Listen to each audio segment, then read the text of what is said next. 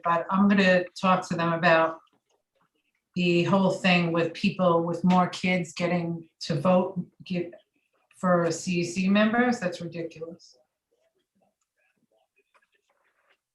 Yeah, and Not fair, I nor is brought it it up equitable. when they first. And it's not in state law. Yeah, she was mistaken about that. That's right? That's DOE policy. That was a choice. And honestly, I think it's just because I think it's a technology issue. Like the only thing they know for a fact is how many children is that this is a child enrolled in the DOE. And it's easier for them to just give one vote per child. Right. And for them to try to figure out mixed families or what happens if there's a household where mom and dad are separated. And then excuse me, I'm just going to let in everyone right now, and we're it's just not live fair, streaming. But I'm going to follow it up just so you know. Thank you, Jennifer. I appreciate it. Of course, no problem.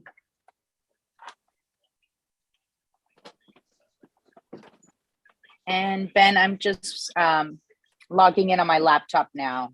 If you can give me hosting privileges there as well, please. I don't see you yet.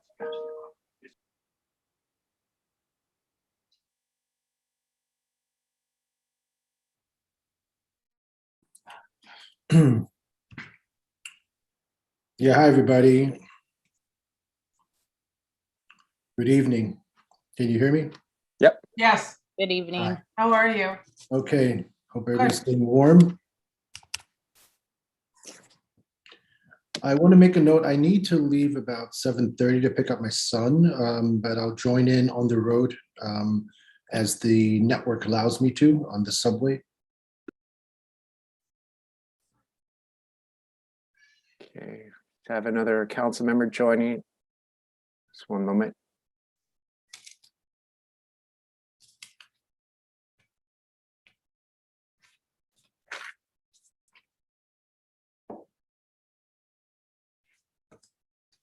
Lupe, your both accounts should be co-hosts now. Thanks, Ben. Yeah, Ben, I'm gonna need to do that same thing because I'm gonna use my phone and when I leave the house. All right. Do you want to do that right now, or Yeah, I'm gonna connect now. When you see me, please just make the other connection a co-host. Sure. Appreciate it. Thank you. And I'm just waiting for Kush, but he's having trouble joining. I'm not sure what's going on. I saw he was in the waiting room. Did you? Yeah, I admitted him. Okay. I think we lost him. I know. Oh, that is. He's on. Yeah. All right. Oh, there's Chen. Okay.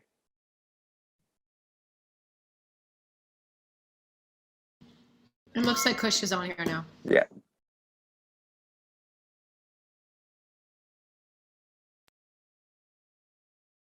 Okay, I think we're all good. Are we missing any member? Oh, we don't have. Hopefully she'll join. Lily's not here. Yeah, Lily should join. She said she'll make it today. Oh, she did? Oh, great.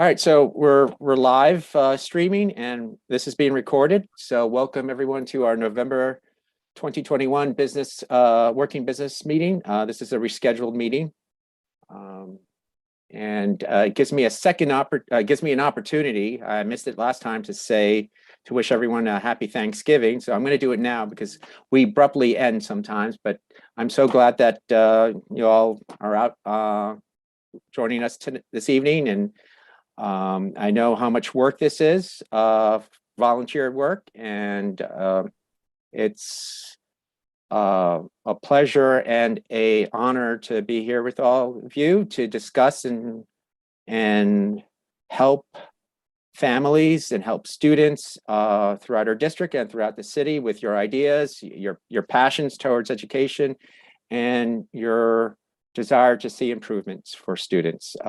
It's a high calling, I think, and I'm glad we can do that, and that's why I'm thankful in this season to be able to do this.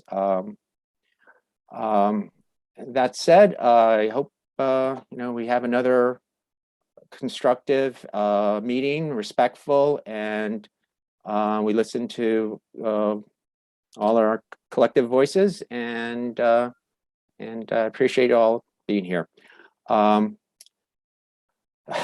Our recording secretary, Janie, will you please do roll call? Yes. Okay. I'm going to take attendance. Robin Broshi, Here, Kush, Here. Daniela, Here. Lupe, Present. Robin, Here. Chen, I'm here. Ben, Here? Ushma, Here. Janie's here, Len Silverman. Here. I don't see Lily. We'll wait. And then Gabriella. Here. Great. Thank you. Okay. In order to facilitate a productive meeting, our parliamentarian made a suggestion at the beginning when we first started this meeting. Len, will you like to just refresh that? Yeah, for all just members? again, we're going to try to follow Robert's rules. So can you just wait until you're recognized by Ben? So Ben is the chair. So I mean, usually we're fairly respectful. Once in a while, people get a little it gets a little caught up in our discussion. So if we could just try to let Ben be the one who acknowledges and as the chair who has the floor to speak. And then I guess if we could just, I mean, I don't think we're really debating anything, but we can discuss other suggestions for our general meetings. But if we can, again, just let Ben kind of control the meeting and then and designate who's going to speak, that would be great. Thank you, Len. I will give everyone an opportunity if you want to use the hands up function. Everyone will get an opportunity. All right. So the liaison capital planning, that we're going to be doing some capital planning and assisting of schools. Some of you might not have done it, but some of you who have been on the council before are well aware that we speak with our liaison schools, the principals, the PTAs, and you try to find out what are their capital needs. And there'll be a spreadsheet later on in December that I will hand out to, that I will share with everyone. So please start speaking with your liaison schools, your principals, and find out what their needs are, and maybe even visit the schools. That might be helpful. I will have more about this for next month, but I will be attending a session on capital planning on November 30th, which is unfortunately the same evening as our council meeting, which Janie and Ushma can speak to in a few minutes. But it's our meeting on vaccines. So that was one issue I wanted to discuss about liaison capital planning. It will be recorded, that meeting, so if you want to then later see it, I will try to forward the links because that's an important part of what we do as a council. Are there item 2 on our agenda, or are there any questions about the capital plan? No. Okay. Are there any liaison updates that anyone want to share? I've spoken to a couple of the schools that I liaison for, and one is actually currently already going through some capital planning that has been long overdue. I think it's 10 years in the making, and they're finally getting the construction and the roof and their walls or the building updated. However, the school did have construction planning at the most recent PTA meeting in November.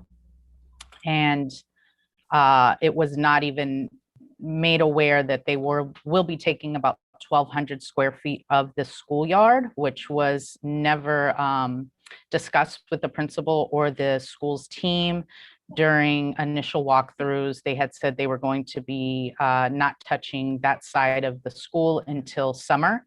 But in order for the work to start in the summer, they are planning on putting up about 1,200 square foot worth of scaffolding in the schoolyard. So I am working with both the construction team and the school site to try to minimize the amount of space and the way that it is going to affect the kids, especially with limited outdoor space right now. Another school, and that was PS 234.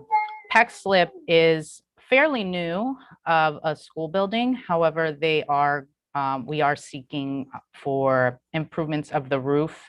The padding that they put initially on this roof was indoor padding.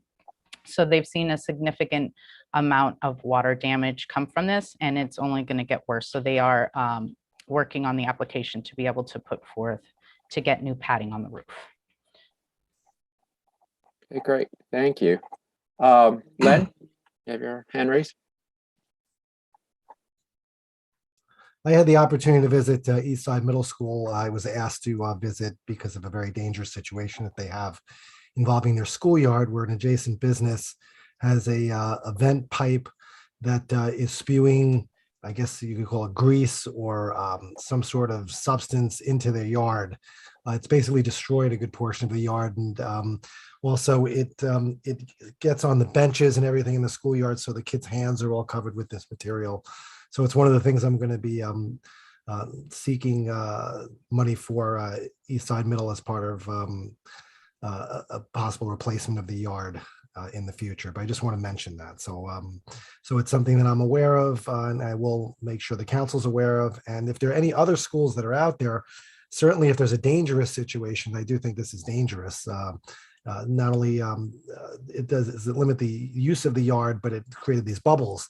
But if there are any other schools that have any similar situations or situations where there's a safety issue, they should certainly bring it to their respective council members' attention as soon as possible, so that we can address it. Thank you. Yeah, thank you, Len. Just so every council member knows that as a council, when we have all the lists of all the capital plans from all the various schools, we're going to get to vote on it, or rank it, I should say. And then we submit it to the School Construction Authority. And so our rankings, and you should take in mind the importance of these, and maybe we should have a real discussion amongst our members, like what Len just said. So we didn't do that in the past, or at least I'm not aware of, and it would be helpful in terms of ranking not just your own capital plans from your liaison schools, but for everyone else. And so, all right, thank you, Len. Ushma, you have your hand Just raised. very quickly, I had cause to be at an event together with a woman who is on Corey Johnson's staff and is about to be Eric Betcher's chief of staff. And she was saying that this can all be a very coordinated effort, because if something doesn't go up through the school's construction authority, they also have money for doing these kinds of things. So Len, in this instance, when it's something that could probably merit an immediate action from a council member on behalf of the school in that regard, there might be some times when, and I'm happy to put you in touch with her if you don't already know Nicole, I can't remember her last name right now, who's on Corey Johnson's staff and is about to be on Eric Betcher's. So she was essentially saying to me as well, like, there are things, if there's immediate needs, please reach out to us because we're happy to intervene. And that's a great point, Ushma. Thank you. Unless someone has one other, I just have to mention out to Kush. Well, as a council, we have a capital planning or rezoning meeting on December 2nd, and PS 150. It's for PS 150. They're asking for for that meeting a representative for it. If you're not available on December 2nd, I have to check the times. It's in the evening. I can be available, or else, but you're the liaison, so just. No, I intend to be available. I so already reached out to them. I spoke Okay. to I've emailed the principal, who used to be the vice principal at PS 276. So I know him from there. And I last reached out to the president of the PTA. I'm supposed to have a call with him in advance of that as well. But no, I intend to be. Okay, so I will circle. I have to respond back to them. You'll be our representative during that meeting. Is that okay? Yes, that is okay. Okay, great. And Chen, you're up next, and then Rob. Yeah, sorry, just a heads up. PS 111 and City Knoll, I'm the liaison for both of them. They're in the discussion to continue, potential continue the co-location that's happening. Yeah, that's been on for about, I guess, in the third year now. So there's a proposal to extend it another 2 years. I think so far the feedback on the co-location has been pretty positive. A lot of families have children in both schools, and it will provide some stability to City Knoll, which, as some of you may know, started life with very poorly planned facilities for them. They've been in 3 different schools, I think, in the short history of like 7 years as a school. And now, I've suggested that we try to get some help from SCA for whatever construction or, build out of, rooms or multi-use facilities, to quicken the pace of the roof repairs, fixing some HVAC issues as part of that renewal of the co-locations. We'll see. So they'll have a meeting with City Knoll at some point, and it will be proposed. They plan to propose it at the PEP in January. So I'll keep you guys posted as to the progress. But I think for me, it seems to be, working and really well. So and based on all the feedback and lack of feedback, negative feedback. Thank you. Robin, your hand raised. Did you share the information about the 150 meeting with the entire council, please? It has been shared with the council. They were just asking for a representative. When was it shared? I didn't get the, I don't recall seeing it. It was, I'll resend it, but it was shared a few weeks ago. Okay, if you could resend it, I would appreciate it. Thank you. Sure. All right. Okay, so the next item on the agenda is the number 4 A&D Missions and Diversity Committee update. I think Robin and Kush, yeah. Robin, you're speaking. You're muted if you are. I'm telling everyone to be quiet. Three kids talking at once. Yeah, so we have a lot going on. I'll start off with a meeting that we had last week. We had one before and one after Brilliant NYC. It was very successful. We give parents an opportunity to come and speak and be heard and engage with one another. At that meeting, we also were able to connect with parents, some new, some old, and get them involved in what we're doing and just in the further their interest in fighting for the DOE with the DOE and fighting for us. We also are adding several new members to our committee. I'll list a few and then I'll let Kush list a few. I'll start with Tunisia. I think she's on here, so I'll list her first. Tunisia Riley, I think most of you know her. She's a social worker, registered nurse. Her schools that she is part of are 130 Salk. She's on the Lower East Side, and she's the e-board member at Salk. And she's a social worker and post-secondary counselor at UASDC. Tunisia, we want to say welcome. Kush, you want to give someone next? I guess we're doing the older ones. So these are, I think, we're starting with people that we'd added some time ago. We had never given some of their bios. Next, I'll talk about Nadia Levy. She's mother of 2 kids, a 5-year-old and a 7-year-old. She's part of the SLT at PS 290. She's a podiatrist living in Midtown Manhattan, lives on the Upper East Side, and we selected her for the committee because, well, she's done a lot of work for the French dual language program. And she and her family, I think, I'm not going to get all this right, I feel are diverse in their own right. If I get this right, she's Muslim, she's French Canadian, her husband is Jewish. I'm missing some important details in there, but sorry, I didn't do that justice. I thought this would happen a little bit later. And then I think Robin's going to talk next about Craig, right? Yep, I'll bring up Craig Slutskin. He was the president of Townsend Harris High School. He's alumni there. in Flushing, Queens, which is a top-rated school. He's a co-secretary of PS 340 in the PTA. He's also an officer at Community Board 5. Lives in Chelsea, grew up in Queens. Went to elementary school and high school in Queens, and was in the old SP program in middle school. So welcome, Craig. Two new additions. One is Tiffany Ma, our most recent addition. She's probably well known. She's a moderator for the Upper East Side Mamas. She's a native New Yorker, a proud graduate from public schools in Harlem, Upper West Side, and downtown Stuyvesant. She has two kids, one of whom will be starting in a District 2 school in September. She's a 15-year licensed New York attorney, and she practices at her own firm, which is an employment law firm for focusing on advocating for employees falling into marginalized and protected categories. She's also an employment arbitrator with the American Arbitration Association, and she's a frequent New York employment mediator and frequent panelist on subjects of discrimination and harassment. So, which is one of several reasons we thought she would be a good addition. Tiffany, I'm sorry if they didn't do that justice. So Hunter Dare, also known as T. Hunter Dare, I forget what the T stands for at this time, but he's been a frequent speaker here. He's currently in the SLT at Wagner, former PTA and SLT at Lower Lab. And what most interested us in Hunter at the moment, he has many qualifications, but he's written a position paper on Gifted and Talented, which was published recently, and Ben, correct me if it's the US Daily News or Daily News, and very timely given some of the discussions that we're having.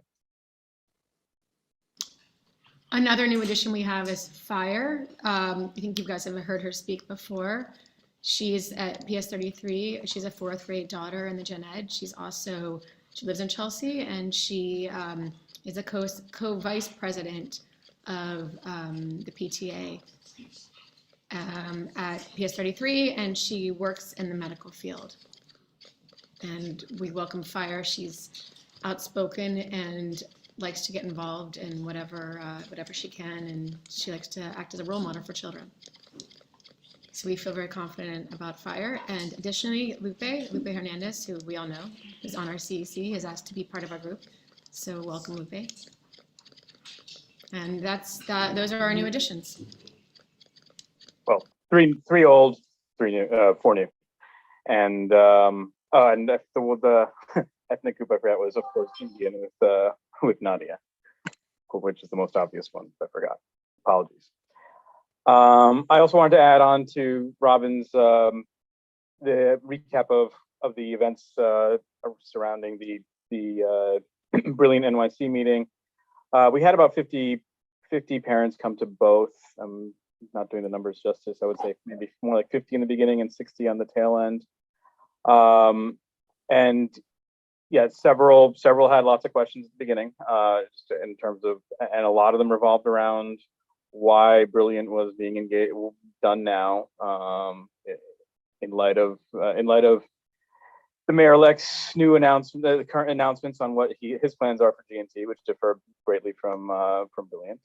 I didn't have answers to that, suggested that they ask, and ways that they could ask. And afterwards, there were several parents who had issues with how some of the information was being captured and how it was passed up. We have the whole thing recorded.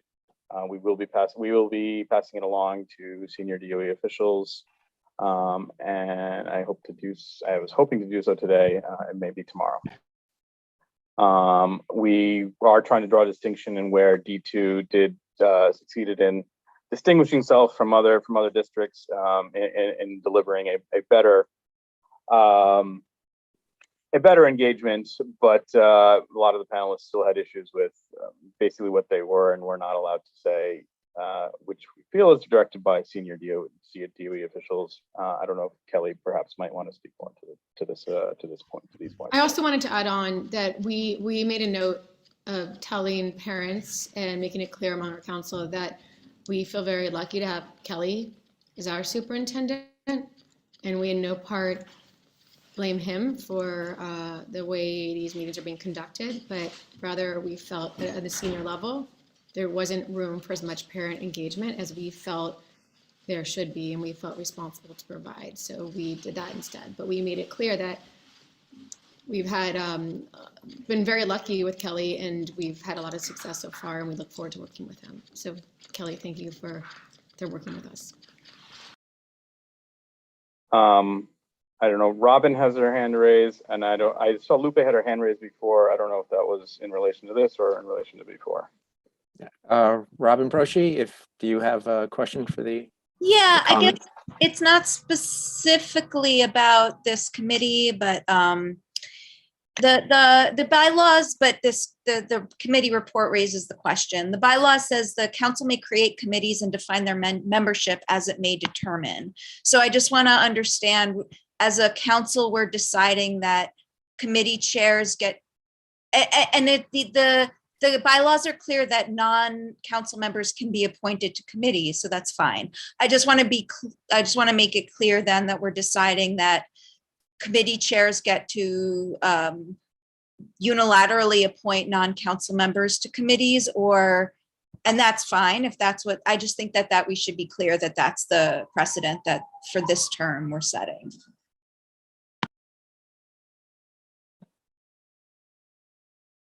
Well, Len, you had your hand raised there? Yeah, I'm just gonna, I'll look into that and I'll get back to you, Robin. No, there's nothing to look into. It says we decide as a council how to appoint members, define members of committees. So as a council, we should discuss, because I know for example, on my daughter's high school's SLT, we can appoint non-SLT members to subcommittees, but we all have to vote on each member. And so that's one model. Another model is what we did today, what this committee has done, which is the chairs get to unilaterally decide who gets to be on the committee, who's not a council member. And that's fine too. I just think we should, as a council, make it clear that that's the precedent that we're going to set for the 2 years that we are on the council together. So that's a conversation topic. It's not a parliamentarian research topic. And Yeah, yes, Len. I agree with you. It's just it's just a little vague in terms of how the bylaws are written. So I think we should have that discussion. That's fine. Makes sense. Daniela? So My suggestion would, well, I'll let Jennifer speak first, because she might have more knowledge. Oh, okay. No, I think that your bylaws are silent on it, so you can decide, but my suggestion to you is that you tighten up the bylaws so that there is a procedure in place moving forward. Thank you, Daniela. Sure. I think my only suggestion is that the discussion doesn't take place today, because I would love for, just 1 second, one second. Because apologies, because I would love Len to do some research and then maybe bring a recommendation, so then we can discuss. And I just want to say, I'm not sure unilaterally is the right word to use here, because it's not, we all voted on the committee chairs, and as chairs, then they have some level of power to decide how committee business is conducted. Lupe, you have your hand raised? And I will say, I did have my hand raised prior regarding PS 150, and I'll say very quickly, I had mentioned at the last 2 meetings that I would definitely be there. So if you are mentioning other CEC members as well, maybe not the representative, but I will be there. In regards to topic at hand, as far as the committee, I just would like clarification in regards to council members serving on committees. And is it something that needs to be cleared by the co-chairs, or it was my understanding that we are able to serve on any committee that we choose, and not limited nor maxed to the committees that we have the time to be able to spare and be able to put work into.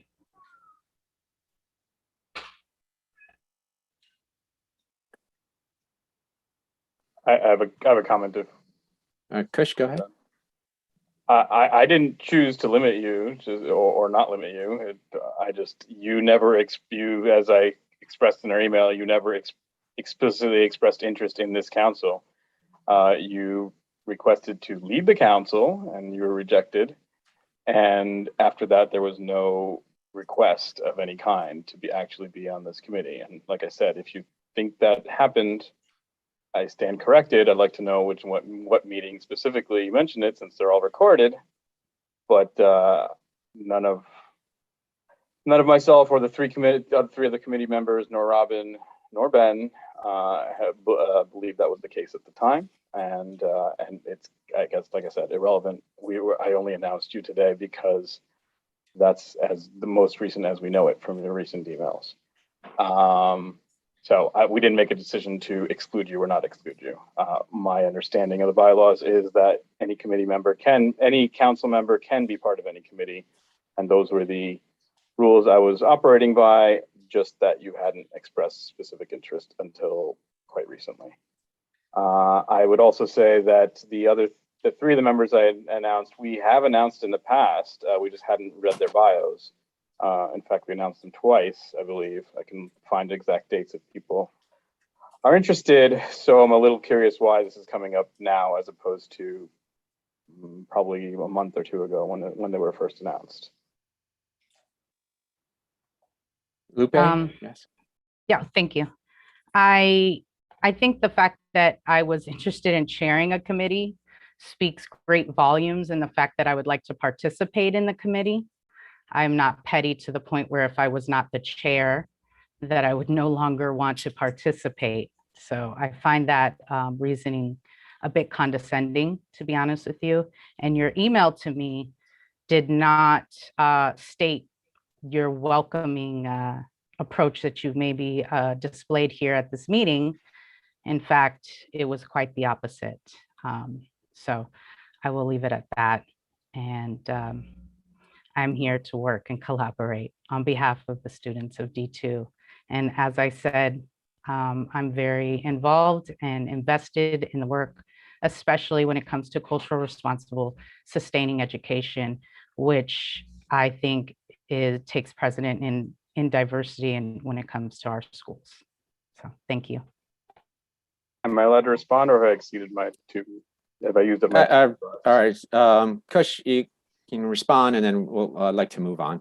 Thank you. Just so we're clear, you asked to be chair, and then you tried to disband this very council on several occasions. So that does not speak about that. To me, overrides any interest to be on the council. And I'm not the only one that feels this way. So we're clear. Again, myself, Robin, and two of the other three members on the committee at the time felt the same way, as did the president. I would like to at least respond because it's very attacking. One, I will just state that I never voted to dismantle anything. I think that word is being overused extremely. I voted to have the committees separate. And there was never a discussion regarding this, because I will use this word because it was very correctly done.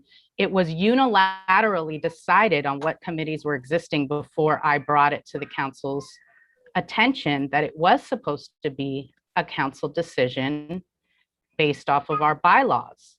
So unilaterally, there was a decision made that combined these two committees, even after a very short discussion at our first August meeting, that three of us felt very strongly that they should not, and they should remain separate. And after I was voted down that these committees would be combined, I then offered my services as a chair. So that is totally opposite of what you're saying, because it happened in a different order. We voted to have the committees separate. We obviously, that did not happen. And then once the committees were formed together, I then put myself out there to be a third chair, which I got voted down. Still, that did not mean that I was not going to be involved. I even attended your first admissions and diversity committee meeting. And I only reached out because I found the letter that was sent on behalf of the Admissions and Diversity Committee did not represent all committee members nor all of our council members. And so that is the reason why you heard from me at that point. All right, thank you, Lupe. We had a vote and discussion of this in a previous business meeting. I'd like to move on because this is becoming belligerent. Len, did you want to, you had your hand raised. Thank you very much. All right, the next item on the agenda. Oh, Chen, you had your hand raised too. Did you want to speak? No, I just wanted to move on. Thank you. Okay, great. Thank you. Next item on the agenda was a review of correspondence to the council. I did look at some of the council letters that we had received to both accounts that we have. We have an email account to info@CECD2.net, and we also have our official DOE account. And there was nothing really to raise in a public open meeting there. There were some emails that were specific to our last calendar meeting discussing Berlin NYC and G&T and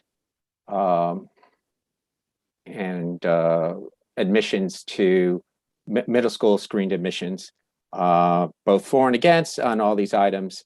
And I think a lot of the points were raised at the previous meetings where we had a lot of parents who spoken quite eloquently for both sides of these issues. If it's appropriate, I will forward the emails. The next item.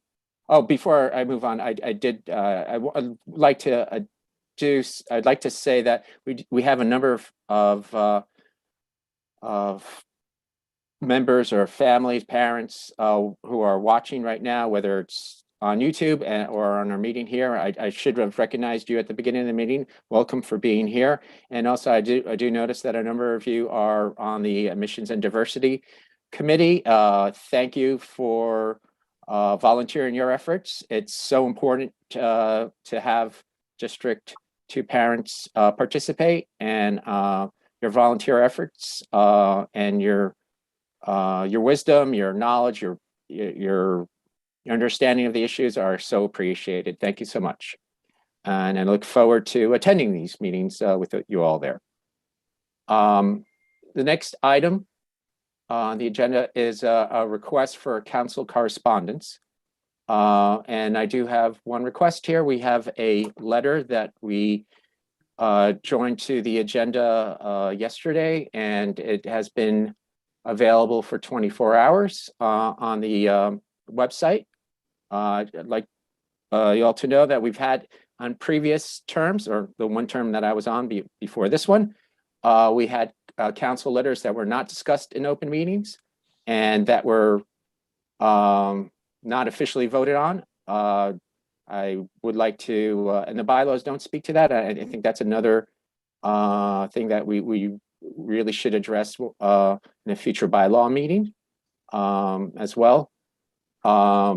So we have and this will be, I guess, our 5th council letter that we were proposing to put on council letterhead. The letter, if you have not seen it, is a letter to Mayor-elect Eric Adams. And just to put a short summary of it, it welcomes, congratulates him on his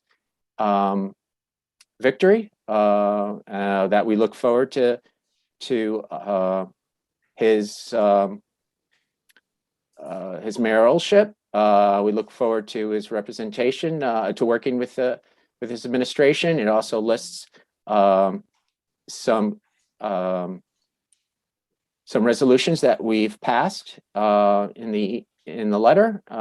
It links to it directly. It links to it also discusses some of the issues that we've discussed with parents, and the one regarding Berlin NYC and G&T and middle schools.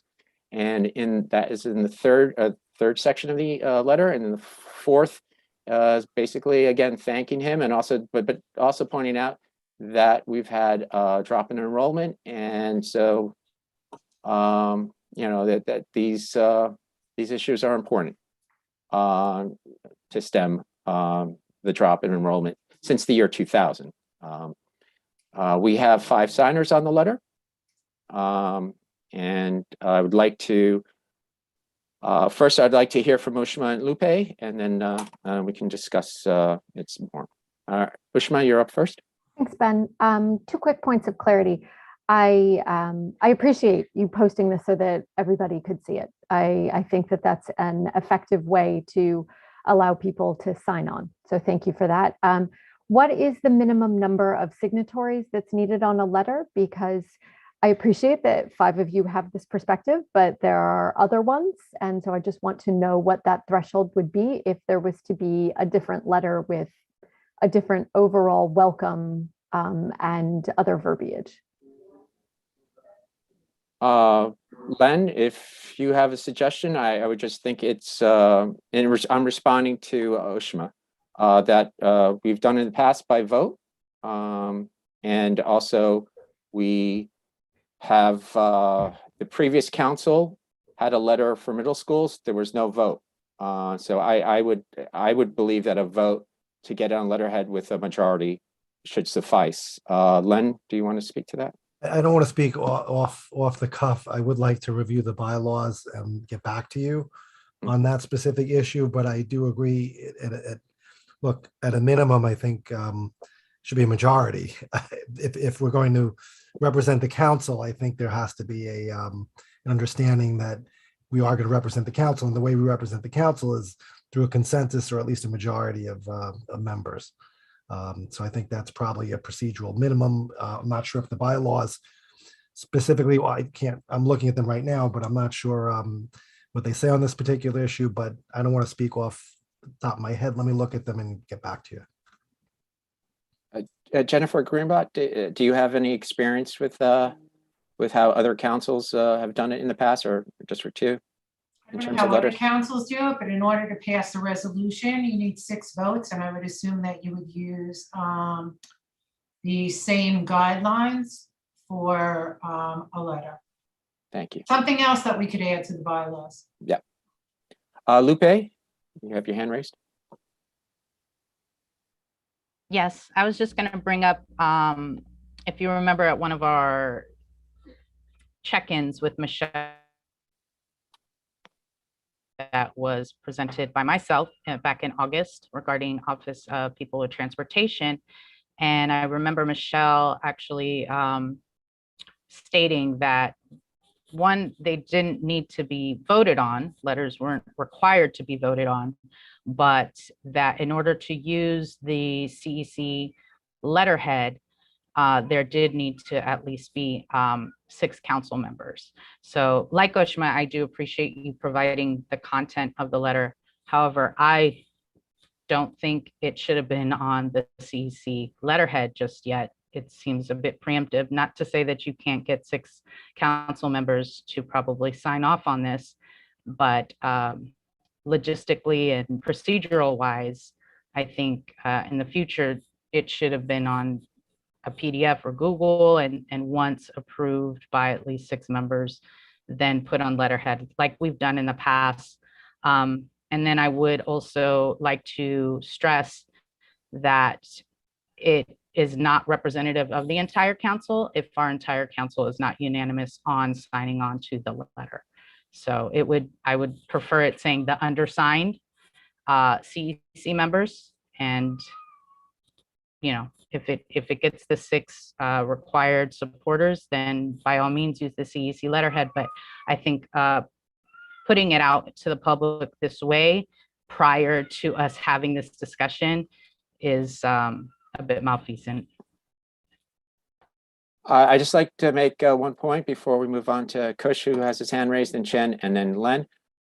We have on our resolutions that are drafted, they all, the drafted ones before they're voted on, they do have the header there with the CEC council designations and names and so forth. Right, this maybe isn't a resolution though, right? This isn't no, a it isn't, but you didn't let me finish my point, please. What we can add in the future, because I understand on the resolutions, we do have the word draft. And I think a good solution would be to put draft in the future for letters or anything else that requires a vote. And I think that policy that we've used for resolutions should follow. We can discuss that as well. But right now, Kush has his hands up. Yes. I was going to say almost exactly that, Ben.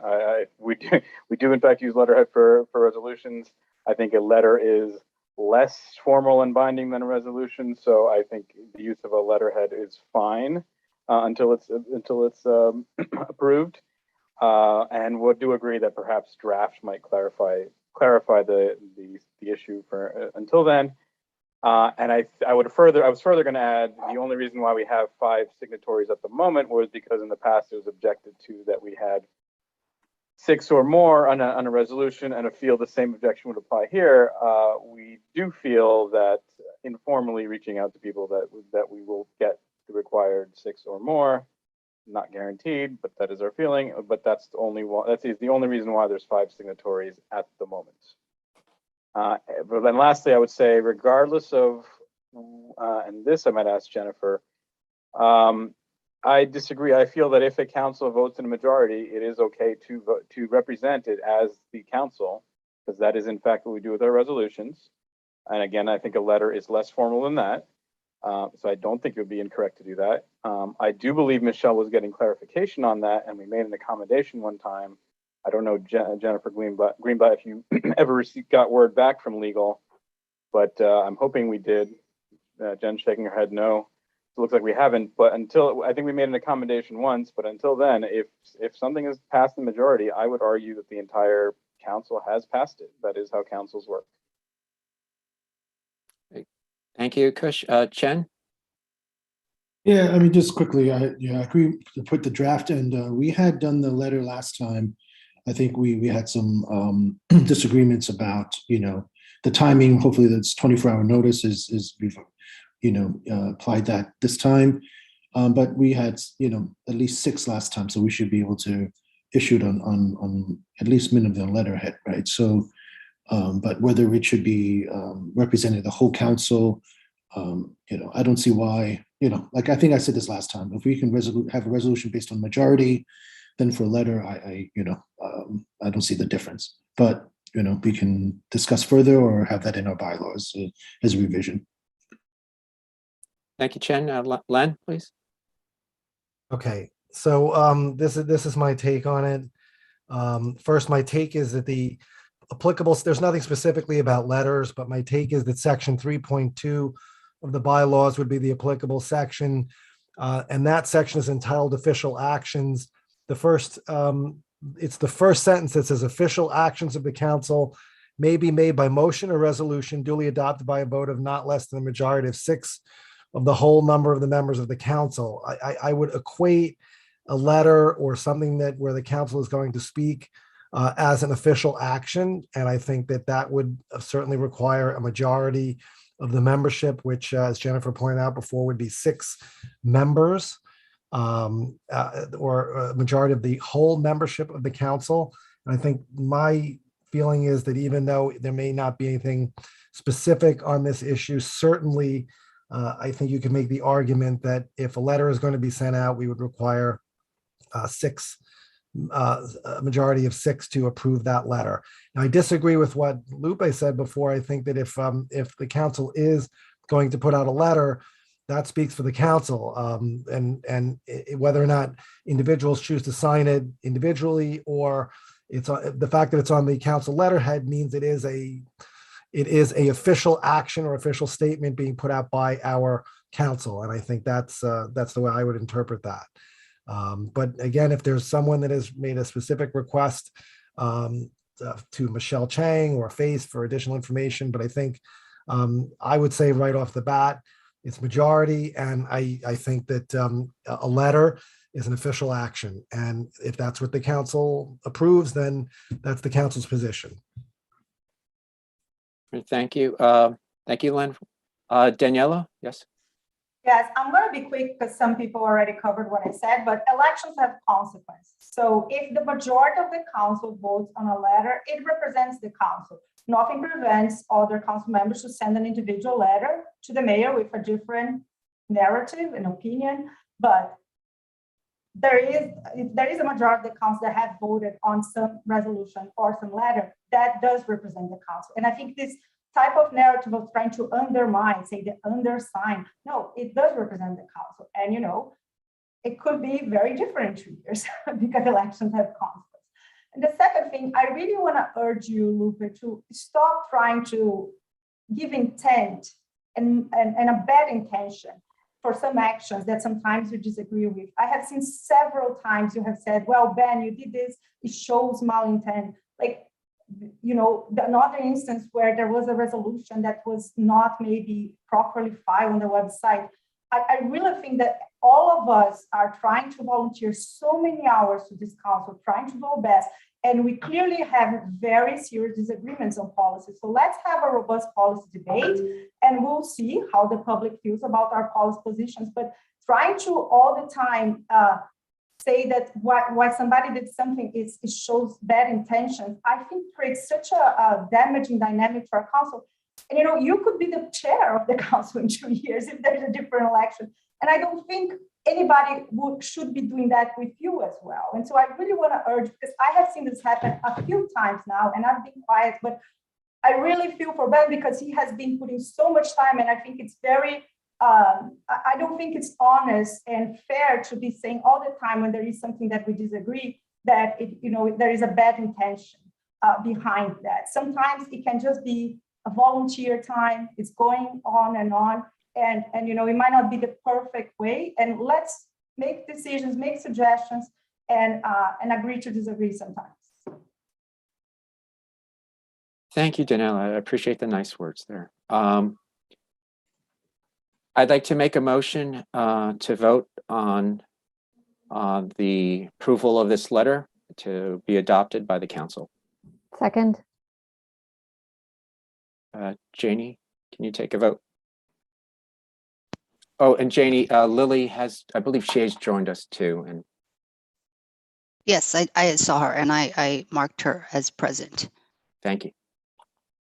Do you want to recap? I'm sorry, I'm speaking out of order. Do you want to recap quickly for Lily, though? Oh, she was here earlier. I don't see her now on the. I think we lost her. Now she might be having problems with her connection because she has been in and out a few times. Yeah. So we're voting on the resolution. No, we're voting on the letter. Okay. Okay. Sorry, okay, so it's yay, nay, or abstain. Robin Broshi.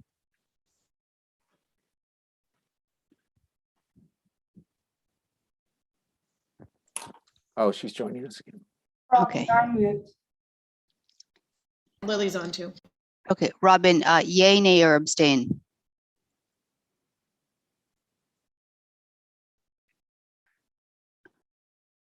Maybe I'll come back to her. I don't see her. Kush, Yes. Daniela, Yes. Lupe? Lupe? Come back. I'm sorry, come back. Okay. Robin Keller, Yes. Chen Kwok, Yes. Benjamin Morton, Yes. Ushma Neal, No. Lim Fong Sim, yes. Len Silverman, Yes. Lily Wu, Yes. Gabriella, Abstain. abstain. Okay, I'll go back to Robin Broshi.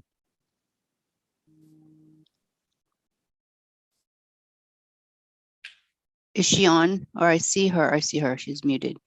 Robin, can you hear me? I just texted her to come back on, but she must have stepped away. Okay, no worries. She is a co-host. Okay, Lupe. Nay. Okay.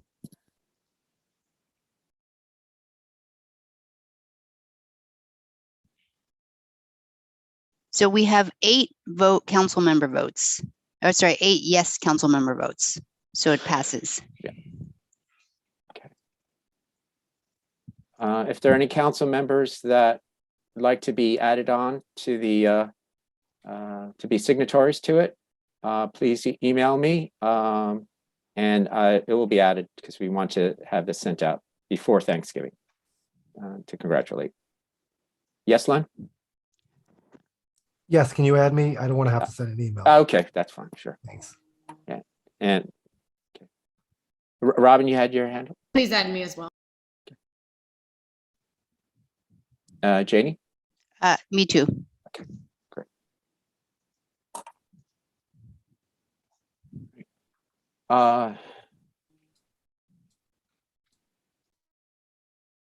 Okay, so the next item is a new request for public notices. We did have a request by Ushma Neal and well, Janie, her committee, and that went out because they're having a committee meeting. If there are any other committee meetings that are coming up, please notify me, or you can speak now if there are any planned committee meetings. All right, I guess I can move on here. Number 8, the content of public notices. Ushma, you had asked to speak about this.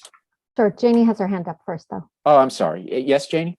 Were we supposed to mention the November 30th meeting, or will you do that Actually, later? this is a good time. I think first, why don't you mention that? Yes, thank you. Okay, so on November 30th, we're hosting a discussion on COVID vaccinations and your kids, and Ushma Neal, as well as Dr. Monica Guzman will be the primary speakers. We're very fortunate that Ushma has done this before and obviously has the bandwidth to lead this discussion as well.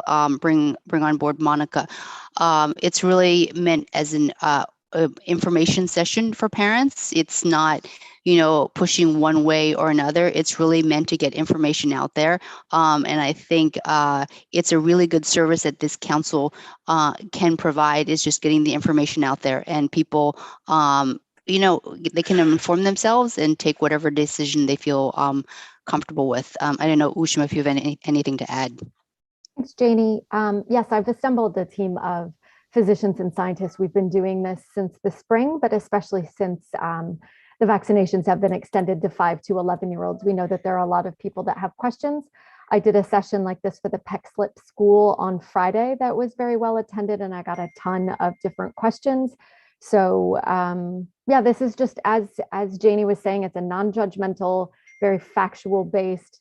This is what the immunology behind it is. This is the clinical trials process, and asking as many questions as is necessary or desired so that people can get all the information they need. And so yes, I'm being joined by someone from Weill Cornell Medicine as well. All right, I'm looking forward to the meeting. I'm going to be double tasking that day to be at the capital planning meeting and this. I've actually invited a lot of people, and I know a scientist too who's worked on the vaccine. He's going to be attending. He's going to be listening with everyone else. Paul will be there. So I hope please liaisons let the schools know, and afterwards, it'll be recorded, so we'll be able to forward it. I'm sure answer some questions for a lot of families.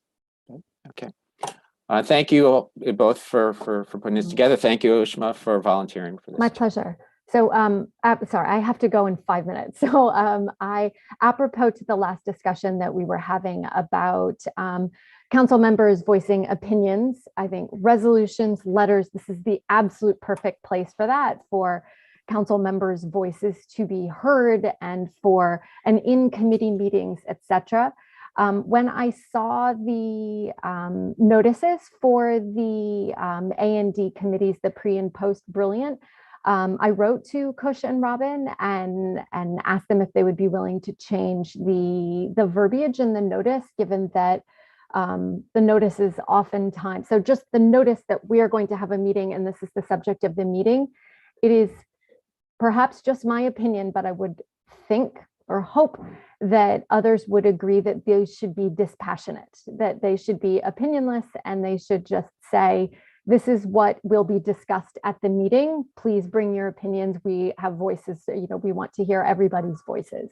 So I wrote to Ben and asked as well if we could bring this up at the working business meeting, in that any notices we put out. So I'm very careful, while I'm still tweeting for the CEC, that everything is opinionless. I don't like or dislike anything that anybody else is posting. It's all extremely just factual information that's being put forward. And I would note that on our Twitter page, there was this parent, I have no idea who this is, who's actually looking, Kelly, for the recording of the brilliant discussion, but said, is this recording of Kelly's presentation? And second, is this title appropriate? So I haven't replied to that before either, or I haven't replied to that on the Twitters, but I'm just asking that please, if you are sending out a notice via the CEC to our parent population via constant contact, that message be dispassionate and opinionless. And that's all I'll say. Janie, you have your hand raised? I put it down. Thank you. I spoke already. Kush, yes? I think Robin put her hand up first. Let her go ahead. Oh, I'm sorry. That's okay. Thank you. Ushma, yes, thank you for your email. I wanted to acknowledge that we did get your email, and I wrote right back to you immediately. And we did change a few items that you had asked for us to change, but we didn't agree with you on all the items. So upon speaking with Kush and the rest of our group, we decided to continue with what we felt was what parents wanted to hear. And we did want to make it clear that we were doing something different from the brilliant engagement session, since there had been such controversial and negative feedback from many parents and from our own experience attending other meetings. And we talked about this, I think, at the last meeting. But I also want to say, I think, since Lynn did bring up the Robert's Rules of Order, I have to object to us, and we all do have to leave at different times, but I think it's a difficult situation when one of us has to leave early, and we can then bring up things from past item discussions that we've already moved on beyond. Because in that case, we can all do that at any point in the meeting, go back to earlier items of discussion. And that, leads to sort of an unruly and very lengthy meeting. So I'd ask that we stay on topic, and if we have our hand raised on an earlier subject, that we address it at earlier times, because this conversation was from the earlier one that we had. No, but this is, I refrained from saying anything during that earlier discussion because this was on the agenda as item number 8. I appreciate if you are addressing the conversation that we're having about our committee meeting, that you address it at the time when we're giving the recap of our meeting. I realize I'm speaking out of order and I'm so doing exactly what you're asking me not to, but I was actually trying to be very respectful, given that I asked Ben to put this on the agenda and it was listed as number 8, and I need to leave, but I wanted to make sure that I was respectful for the bandwidth of the conversation we were having, Robin. And Ushma, thank you. You are very respectful, and I think I always treat you respectfully. I'm just, as an example to the rest of us, I just think we need to make sure that we respect that everyone has to leave, and everyone should try to stay on the topic that we are on and not go forward or backward. But I appreciate you bringing that up. And I also, I think we should bring up some other kind of comments and attacks on Twitter if we're going to bring that up, because I didn't realize that was going to be discussed tonight. But yeah. I yield to someone else at this point. Kush, yeah, you had your hand raised and check. You want to say anything just for managing the meeting?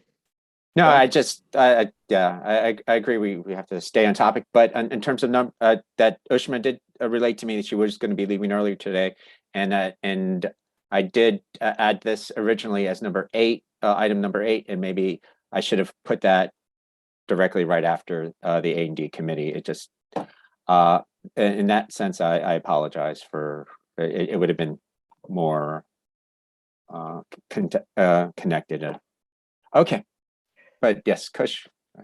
So, yeah, Ushma, I agree to some extent to some of what you're saying, but I do feel this is a different situation. I mean, did we stand in opposition to Brilliant NYC? Yes, absolutely. But it's based on parent feedback that at the previous Brilliant NYC meetings, that you haven't really been able to criticize Brilliant NYC, and I feel it's very disingenuous of senior DOE to suggest that we're announcing this program without the parent engagement that was promised. We discussed that to death, and then ask everyone to be respectful and keep all comments productive towards Brilliant NYC, when in fact it is ending the way of the school systems for several students and families throughout the district and beyond. So was it pointed and polarizing? Sure. But the DOE is offering plenty of engagement for those who agree with the program. What it is not offering is engagement for those who disagree with the program at its root, which was promised in engagement multiple times by the mayor, the chancellor, and several high-level DOE officials. So at its core, yes, I feel this is a very different situation to provide a forum for those who wish to speak out against Brilliant in favor of G&T, which people are not allowed to do at several engagement sessions. I believe Kelly ran a more thoughtful and engaging one. But at the end of the day, Marisol and others are still touting that. They're still touting that it's let's be productive, which is completely disingenuous when you're deciding to end schools like Lower Lab, Nest, Anderson, and everything they represent, and the pedagogy that parents go out of their way, travel out of their way for. Many people from other boroughs. Doesn't work. So yes, it was specifically designed to give voice to parents who had a different point of view that isn't not being represented, isn't even being acknowledged by the DOE. A very short right. reply because I Yeah, need to get my shoes on and leave, which is I appreciate that we have a difference of opinion, and I welcome the chance to hear your opinion and all of those venues, etc. And you were hopefully given a chance to voice your opinion in that engagement session in a better way. And I think we've all agreed that Kelly deserves that kudos for that. What I'm saying is, what you say in the notice is this is a chance for you to bring your opinion to that, because as the parents that I knew that are pro-Brilliant didn't want to show up to that engagement session. They didn't want to come, so they weren't felt welcomed there. And I think one of the first things that we've talked about here is that we want to give a voice to all parents. We need to hear the voices from all parents. This is the last I'm going to say. I'm actually going to leave. I appreciate that we can have an open dialogue. Sorry, my request here. I was trying to lower my hand when I hit mute instead. I appreciate that. All I'm asking is that we be careful in our notices, and the opinion is saved for resolutions, letters, and our personal Twitter accounts. All right. I appreciate the opportunity to bring this up. I will tune in and watch the YouTube feed later on to hear the rest of the discussion, and I apologize for leaving early. Thank you. Lily, you had your hand raised? No. I just want to move it. Thank you, Ben. Okay. Chen, you have your hand raised? Yeah, and I have to go as well. Unfortunately, I do have to agree that we should keep our notices more neutral. I mean, I'm firmly behind that sentiment, but as a council, I do think we should be more neutral in our language so that we let parents and families come in to speak their minds without fear that we're taking one side. I think we have our resolutions, we have our letters that we can then support whichever position. We have plenty of methods of doing that. We do have a majority of the council of members who view this topic a certain way. But I think I do want to be cognizant of that families have different views and that they are welcome to have the different views and disagree with us and make it a welcoming environment for that. So I would have to, in this case, I love you guys, Robin and Kush, so don't take it the wrong way, but I think, we just have a more neutral language. I would agree with that. And I'll say good night now. Until I connect on the subway. Do you have 2 minutes, Jen, for a response, or no? If you need to go, we can continue it offline. But You can call me directly and yell in my ear. That's fine. no, I won't yell. It's just, but again, it's those who agree with Brilliant had that forum, and those who don't didn't. So is this particularly meant to cater more towards one side? Yeah, it is. I don't know how to avoid that. I don't know how to avoid, as it was, people thought that that actually the CEC was behind the Brilliant NYC engagement. And they, just as Ushma and whoever got letters saying, objecting to our point of view, people were shocked that Robin and I had, and even you, Ben and Daniela, had anything to do with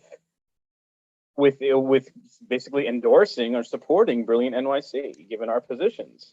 So yes, I felt it was necessary to clearly delineate ourselves from that, because that we were not in support of the current plan because it's so damaging to existing schools, and that those people who didn't have that voice in what they felt at the DOE engagements should come to ours. Would I have preferred it to be all one happy place? Yes. Robin and I talked to Kelly for some time about this beforehand. We asked questions like, would Chancellor Porter be there? Would senior DOE officials be there? Would we be allowed to speak our mind? Would we be able to speak about GNT? And Kelly didn't have answers on some of that, which would the chat be on, and would parents be able to speak? Would the chat be on, which wasn't our, and we were told no. So we decided that it wasn't. We thought it wasn't what. So we thought we had to essentially have an opposing point of view, that it was necessary in this case. Okay, Daniela has her hand raised, and Lupe, then Robin. But just before you go, Daniela, I did want to mention that I did get a number of inquiries asking me whether Brilliant NYC was a CECD2 meeting. So I did put up for the second notice up top in the front that this is not a CECD2 meeting, and it's a PSA, it's public service announcement. And that's what we've been doing on Twitter with Ushma, trying to designate the difference between a CECD2 meeting and a non-CECD2 meeting. Daniela, you're up, and then Lupe and Rob. Yes, so I agree 100% that the session was very controlled, and but even with all that control, I think parents at the end made their voices very clear, the majority being against the Brilliant NYC plan, and I'm very proud that we pushed DOE as much as we could to have a session that was more democratic, I should say, or that actually allowed open engagement. But I have to agree with Ushma, and I think she has more experience than us serving at the council, and we are all learning. I do think that regardless of our personal opinion, we do need to make an open space for all opinions. And I am so confident on our policy position that I know that when you open debate, we are going to win this policy discussion. And we clearly have a majority of the parents in our district who have voiced their support for GNT. And so I really want to encourage us to have an open debate, because I am very confident that we are on the right side of this issue. And I think that, I agree with you, Kush, that so many critics of Brilliant have been silenced, and so many people want to say their opinion and are concerned about saying their opinion, but and are not talking because afraid of the repercussions. But I do think we need to open space for both sides, and I think you and Robin did an incredible job of making sure that parents who were against Brilliant could voice their opinion.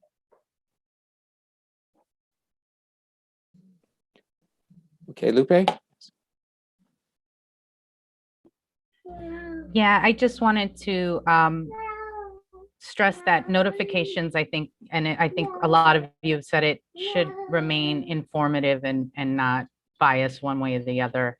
I would also like to just I would like to think that the Admissions and Diversity Committee is not solely solidifying to represent the G&T policy or their fight to keep G&T. I think there, and hence why there was a huge reason why I felt that the Diversity Committee needed to have its separate committee, because I think if we're going to spend a lot of time on G&T, that we're losing out on a lot of other work that can be done within both committees when it comes to admissions as well as diversity. I think that G&T only covers a certain aspect of that, a very minuscule. So, yeah. All right, Robin Broshi, then Daniela. So I think it's important that this conversation isn't about the Diversity and Admissions Committee, because the question is, should meeting notices have a position in the notice, whether it's diversity and admissions, whether it's a calendar meeting notice. And, you know, this council, the majority of this council feels one way about this specific issue, so it might not hit the wrong way when the committee sends a notice that has such a strong slant to it. But, you know, you want to think forward, you want to try to be prescient. There's going to be an issue that comes to this council that is going to split us up in different ways. And do we want individual committees to be able to put their thumb on a meeting notice, to have a specific position? I think that's one question. I think the other issue that that someone else, you know, Ushma and others have already raised, is that, you know, we can convince ourselves that we represent, that our individual positions are reflected in what the majority of the district feels. But when you put out a notice like that, you're gonna, you know, there's gonna be some self-selection in who shows up and states their opinion on a topic. That's what, you know, and so just to agree with some of the sentiments that have already been stated, again, from a sort of dispassionate, any committee notice, any council notice, you know, implicit, if there's a resolution or a topic on the agenda, opinions are going to be implicit in those resolutions. But the notices themselves, if we really want to be a council that claims to want to surface all the concerns of all members of the district, they should be neutral. Otherwise, this idea that otherwise you're creating an echo chamber for your committee meetings, and claims that, you know, the committee has, and the people that showed up at the meeting are somehow representative of all the voices, become easily challenged. Daniela? I know we have to move on, but I have one final comment, very quick. I just want to say that nobody more than me would love to stop talking about G&T, because clearly families that are G&T are very happy about the schools that they have. And I would love for us to spend 99% of our time talking about other schools. The reason why we're talking about G&T is because these schools are being attacked, are being threatened to be discontinued next year. And that's why we're spending all this time talking about G&T. The minute that threat is out of the table, we then can focus on the schools that might not be delivering as much for the students, the families that are not happy at those schools. But until that threat is there, we need to continue talking, because we are being attacked. Like, there is a threat. I don't know where my son is going to go next year. He's in pre-K now. I really want him to continue going to our lab. But if that is discontinued, I don't know where he's going to go to kindergarten. And I know there are many families like me who have this uncertainty and, you know, are considering all the options available. So I also want to start talking about G&T. The minute we have confirmation that, you know, the schools are going to continue, then I'll be happy. I'll be the first person here. Let's put the focus where it needs to be. Robin Kelleher, you have your hand raised? Yes, and I'll be quick. But I want to speak for some members who are on here tonight, but cannot speak. I feel we're also misrepresenting what our meetings were about. They were not just about G&T. They were just disagreeing with Brilliant NYC. And that's allowed. And it was about how we want to expand gifted and talented programs to all neighborhoods, ideally all schools, so that any color student, Black, brown, white, Asian, that the big buckets that we put out can be served, and that we don't lose students who are brilliant, to use a brilliant word, to charters and privates and other neighborhoods. And we also don't stifle excellence. And so these meetings were allowing parents to express that, not just to say we want gifted and talented to remain as is. It was an outlet for parents who felt so frustrated because the DOE did ask for parent input. They said, this is just blueprint. We want you to fill in the details, but we didn't feel, parents is what my we means, parents didn't feel that that was really what they wanted. Because if they had listened, it was, we want more options for acceleration, not in their terms, not to start in second grade looking for those who were still in the school system who might be able to be pulled aside for enrichment. They want more true opportunities for kids who need accelerated education from early on. And if anyone had come to that meeting, I know some of you were there, you would have heard that. It wasn't about G&T as it is, and that's really minimizing what we spoke about.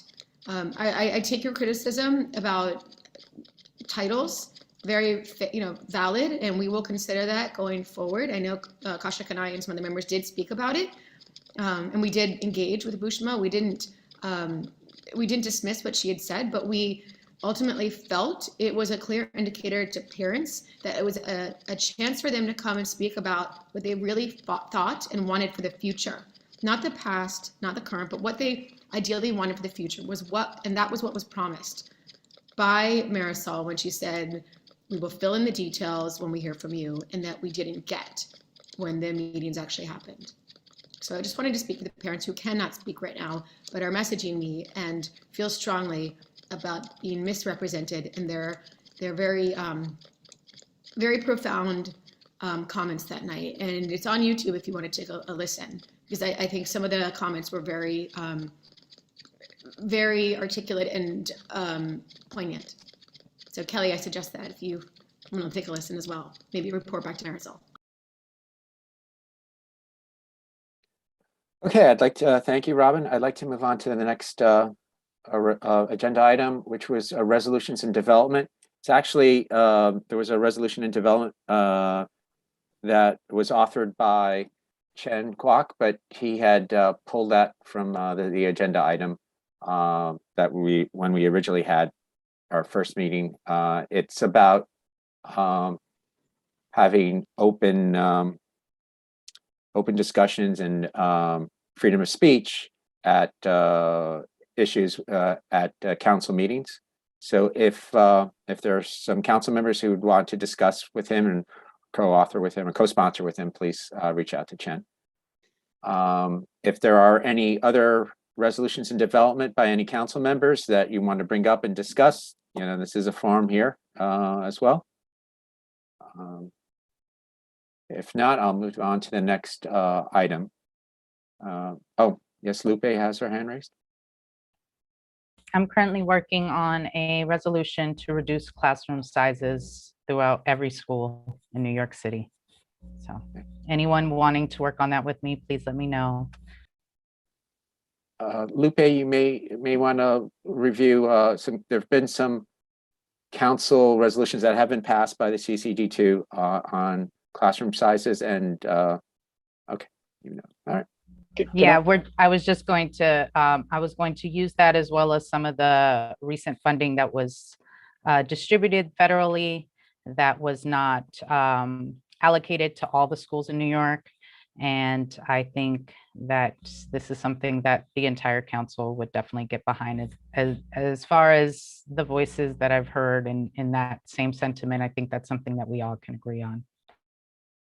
And I believe you brought that up at the Berlin NYC meeting as well, which I did forward to Kelly, our superintendent. Kush, you have your hand raised? Could I ask one question on reducing class sizes? I'm not trying to be snarky at all, but if we have, I guess I haven't spent any time on this in D2 because if we have a declining enrollment, which is pretty clear, a lot of the schools I'm looking at, there are some exceptions, but aren't classroom sizes already reduced? I mean, why can you just go over the broad strokes of why this is a no, I'm seriously asking. I'm not criticizing. I'm seriously So asking. the way the math works is that even if a school's enrollment drops, then they'll excess teachers and just increase the class sizes per and just have fewer teachers per grade, right? Because the school gets paid per student. So as the numbers of students drop, then they'll just, there's like a critical number that you meet. And then essentially once they get to that number, then they'll instead of having 4 sections of 27 or 4 sections of 32, they'll have 3 sections of 32. And so the enrollment doesn't necessarily relate to the size of the number of students that get packed into a classroom. That's just the basic math. There can still be a discussion about whether reducing class sizes is where you want to put the money. Like that's a whole other issue, but that's just how the basic math, why those 2 pieces aren't necessarily related to each other.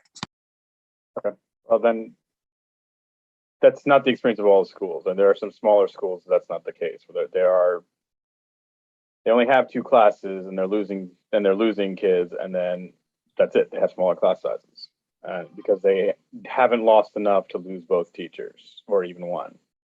I agree. That's probably the way you phrase it would make it a problem for larger schools, but for smaller schools, we're just seeing smaller class sizes in reality. All right, Lupe, you have your hand raised? Yeah, I was just going to respond and Robin definitely explained it very well. But also there are many schools and classrooms that still are utilizing the 32 students. And what I found from talking to different parent coordinators is that the schools that are able to reduce their classroom sizes is because their funding is just a little bit better in extracurricular, although PTA funding does not go towards paying teachers. But even the sense of an ICT classroom being reduced from 2 to 1, if the principal's able to do that, they will. And so when you have the reduced admissions, it doesn't necessarily reduce smaller classrooms in most schools. I think that's more the exception than the rule. If the cap is 32, they will continue it would reduce to the amount of classrooms they have in 4th grade that they're providing, instead of reducing they'll get rid of teachers, like Robin said. So that's how it currently is. If the max was reduced, it would refrain from that being done as more often than not. That's fine. If that could be made clear towards the top, because what I'm suggesting is not just my point of view. There's plenty of parents that feel the same way. It's like, okay, enrollment's down 20%. Haven't we decreased class sizes? Because some of them, that is what they're seeing. And I'm just telling you, that is what they're seeing in some schools. PS33 is an example, for one. All right. Chen, you have your hand raised? Yeah, I'll just make a quick point before the train comes. Basically, it is a fact of how the schools are designed from the fair student funding model that, funding following the student. There's a fair model of a system this big. It's actually good. It doesn't depend on your zip code to give you the same amount of money. Every zip code, every child gets the same amount. But there is a kink in this, where the weakness is that if you don't have enough students, the school can close even. But sometimes, oftentimes, is when the school is struggling. It's at the very point where you need more funding to support the children who are there. So it's a little bit twisted. Have different disincentives, but we can talk more about it later. Thank you, Chen. I hope you caught your train there. Before I move on to the next agenda item, Robin Brosher, you missed our vote on the letter. I don't know if you want to have it recorded or not with Janie. I would really appreciate that. I don't think you're obligated to do that, just so you know. I was having a family crisis. I'm against the letter for the record, if you want to put that in the official thing, but if you want to say no vote because I missed it, I understand that as well. Well, you're attending the meeting, and if there's a family crisis, I think we can all understand that. And all right, thank you. Okay, Jenny. I have noted that Robin Broshi has voted no. Thank you. Okay, thank you. Yeah. I don't think you can do that. I think you Yeah. have to actually, we have to agree after the fact, Oh, okay. council, that we're gonna allow that. I'm really fine. I'm fine with that too. I don't, No, we can all agree. I mean, it's fine, you know. Can we just have can we do, instead of a motion, can we just raise of hands? I forgot the exact term. I just saw this a minute ago because I was looking up one of the other issues that we had earlier. Make a motion to agree. I think it's like, oh God, where was it? Hold I on. made a motion, Len. All right. Second. All right. This is basically we're moving to, so that we agree that the vote will be amended so that Robin's vote will count as Robin can vote as a no. Okay, all in favor, I guess. Can we do by raise of hands, everybody? All right. Do we have quorum? Okay, yeah, we have 6. All right, so that motion has been approved to amend the vote to adopt a note. I don't know the right term here to. I'll get Robin it to you vote no. by the end of the meeting. Yeah. I had it a minute ago. All right. Janie, you have your hand raised, and Robin Broshi has her hand raised. Janie? No. That was for the vote. That's, I'm good. Okay. All right. Same here. Okay, great. Next item should be real quick. We have 4 dates coming up the weekend after Thanksgiving, the week after Thanksgiving, November 29th. We have the DOE is having a Brilliant NYC session with researchers, one of them being, I believe, Professor Renzulli. So I think you may want to attend and find out what that's about. I don't think it's interactive, meaning I don't think they'll be taking questions. I think it's a live stream. Then on November 30th is a capital planning, but you really want to go to the November 30th vaccine discussion with our committee, the school reopenings and sustainability committee, chaired by Janie, and the discussion with Ushma, as she said earlier. And then on December 2nd, we have the zoning on 150 meeting, and I will, as I said to Robin, I will get out the details for that. Robin Broshi, I'll get you the details to the whole council on that. Unless someone has a question, Len, do you still have your hand raised for? No, I think it was a motion to reconsider. I have to figure it out. Don't worry about me. Okay. Sorry. But your hand is raised, that's why it's up. And Kush, you have your hand raised? Yeah, one correction, Ben. I think that was the case with the expert panel.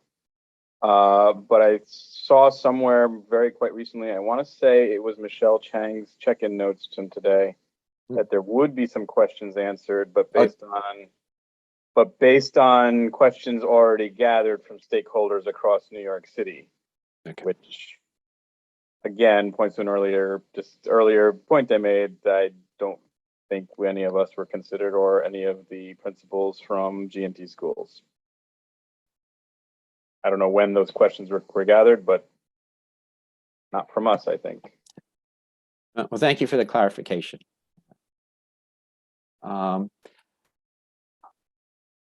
The other week, moving on to item 11 on the agenda, council member absence discussion. There was a meeting, a parliamentarian meeting by the DOE. I think there might have been 1 or 2 council members that might have been attending. Lupe, you were there.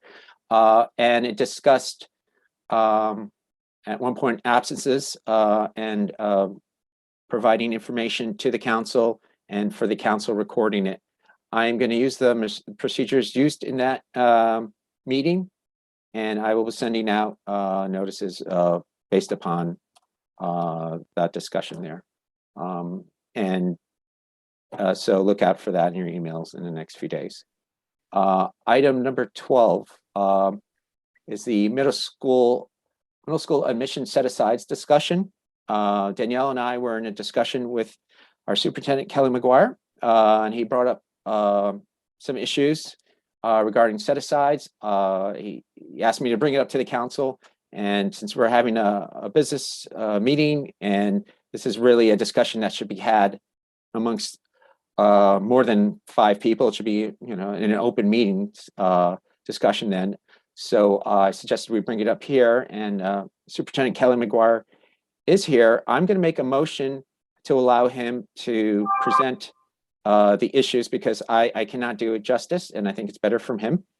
And is there a second to allow Superintendent Kelly McGuire to address the council during our working business meeting? I second. Thank you. Janie, can we have a vote? Yes.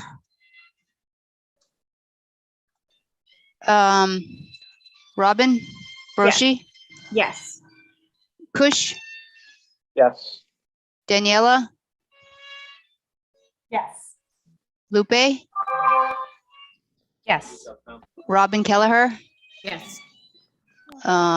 Ben, Yes. Ushma's not here. Lim Fong, yes. Len Silverman, Yes. Lily, Yes. Gabriella. Yes. Okay, it passes. Unanimously. All right. Great. Thank you. Janie and Superintendent Kelly McGuire, please speak. Sure. First of all, thanks for the vote. It's my first win, so I appreciate that. I appreciate being able to talk during the business meeting this evening. And what I did want to talk with you about was not just speaking on my own behalf, but on behalf of the middle school principals in our district, several of whom have come to me individually to talk a little bit about the set-aside work that they have been doing in their schools over the past couple of years to set aside seats for students who receive free and reduced lunch. And I just want to, preface any kind of conversation that I'm sharing here to say that, one, I recognize that this is a complex issue and might require more time to look at. But two, I also want to acknowledge that this conversation about setting aside seats for students who receive free or reduced lunch is actually it's a conversation that's separate from anything in regard to middle school screening. I know that just to say that in the past that we have had screens for middle schools in our district around academic performance or attendance or behavior. This is really a separate conversation that is solely about setting aside seats, consistently setting aside seats in our middle schools for students who receive free and reduced lunch. And the reason why, so I gathered together the middle school principals to hear a little bit more about them or from them about this issue. And I let them know that I wanted to come to the CEC to talk about about setting a common set aside in our district, in all of our middle schools for students who receive free and reduced lunch, because there has been for a couple of different reasons, the reason why I wanted to bring it to you all. One, I think that this kind of issue is one that is best spoken about on the table upfront, honestly, and not done individually with schools working with their SLTs. I wanted to be able to just have this conversation since we have talked about middle school admissions in the district in the past. And two, to really think about this as a part of a broader conversation in our district about middle school excellence. And by excellence, I'm talking about academic excellence, enrichment excellence, arts, all the kinds of things that we really want for our kids when they reach middle school age. And I guess I'll just start by, so I'm looking for your support on this, not just on behalf of myself, but also on behalf of our middle school leaders who are in agreement with this. But I'll just start by saying, some of you I've spoken to let you know that I myself am in the middle of the high school application process, which, it's not something that you would wish upon your worst enemy. It's really a challenging situation and requires so much time. And a lot of the middle school, or excuse me, a lot of the high school open houses that we have attended as a family have been online.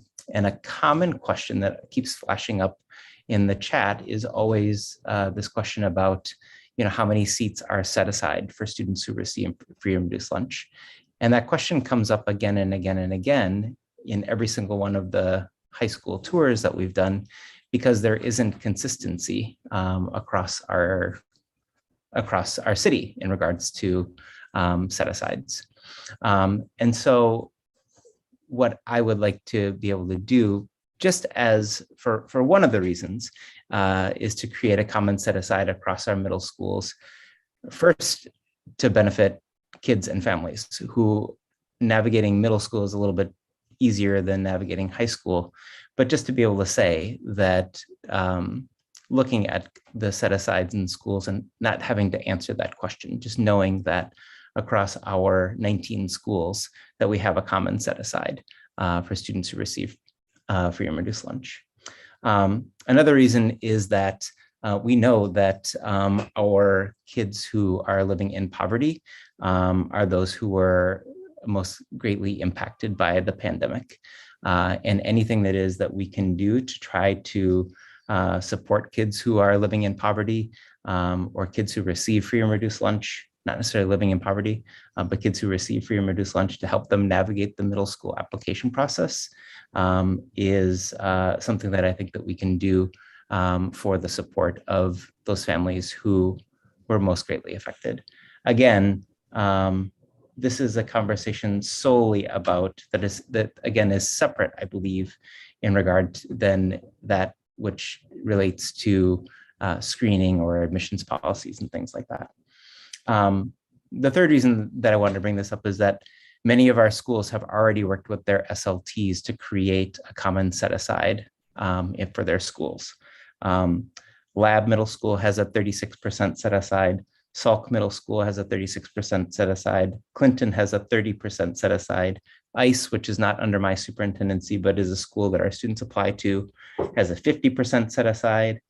Battery Park City has 36% set aside. Quest to Learn, again, not under my superintendency, but a school our kids apply to, 60% set aside. Yorkville East, 25% set aside, and Eastside Middle School, 20% set aside. So a lot of work has been done with SLTs to create this set aside. But what I'm asking for your support with is to create one number, which is consistent with our district rate of students who receive free and reduced lunch, which is 36%. And that's why Lab and Salk and Battery Park City all chose that number. And they have been successful. These are some of our most desirable schools in the district, and their academic rigor and excellence has not faltered based on admitting students who receive free and reduced lunch.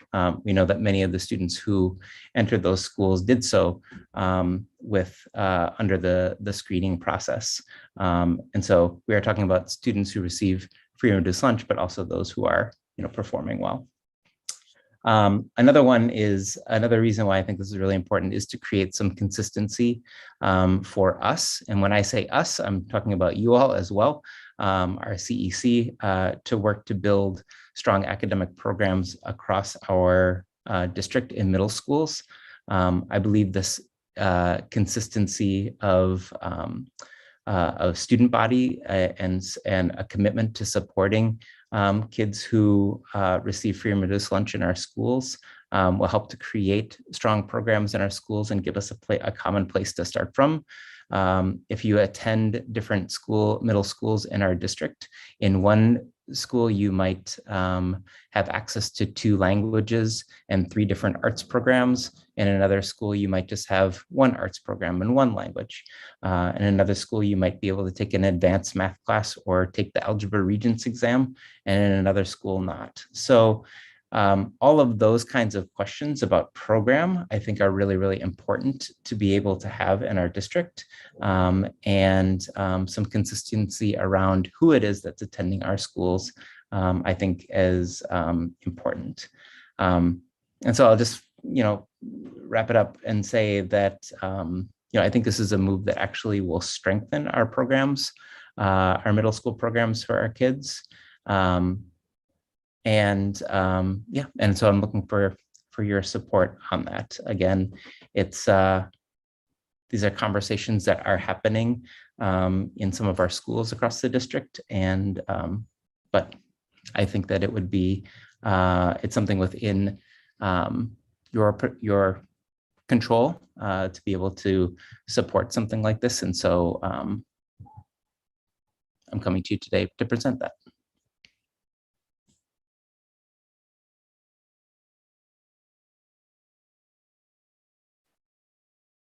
I believe you got some questions coming your way. Oh, sorry. I didn't know I got that power too, to be able to answer. So Lupe has the. Lupe was first? Yeah. Okay, Lupe. Sorry, I'll follow along more closely now. Go ahead, Lupe, sorry. Oh, thank you. Thank you, Superintendent Kelly. Just a couple questions. One, can you share with us the data of the percentages from each school as it is right now? And I'm just curious if we know, I know you mentioned one school, I was trying to write them down, but my hands were full. One of them was 60%. And I'm just curious to find out if do they have an influx of students maybe living outside of our district that are, that are coming from areas that may have more students that are receiving free and reduced lunch? Thanks, Lupe. So now we get into the technical stuff that sometimes gets a little bit more complicated to follow. But Quest to Learn is a school that has, I believe that school has a citywide admissions policy. So they have historically been open to kids from families outside of District 2. The point that I think that I wanted to just also add on to that is, some of these are schools that have created set-asides have not necessarily met that set-aside. So just because we set that percentage doesn't mean that it automatically changes. In fact, several of our schools that have created a 36% set aside don't currently have 36% of students who receive free and reduced lunch in their schools. But again, that's just coming back to this issue about trying to maintain some consistency for our kids and families who are applying to middle school. And again, it's one of those issues that I think helps us to build stronger programs in our schools. So, Kasha. Oh, wait, I had one last question. I apologize. I didn't want to skew it with this second question. Yeah. Is there a set percentage already established, or is it consistent throughout our district for middle schools when it comes to students that have IEPs for that priority? No, there's not. There is, that ranges quite a bit in our district. The average, I believe, is about 16% students who have IEPs across our district, but there are some schools that have higher versus lower, and but that's, yeah. And has that been question at all, as often as this line of questioning as far as percentage is concerned with free and reduced lunch? Yeah, it definitely has been a conversation in the past around trying to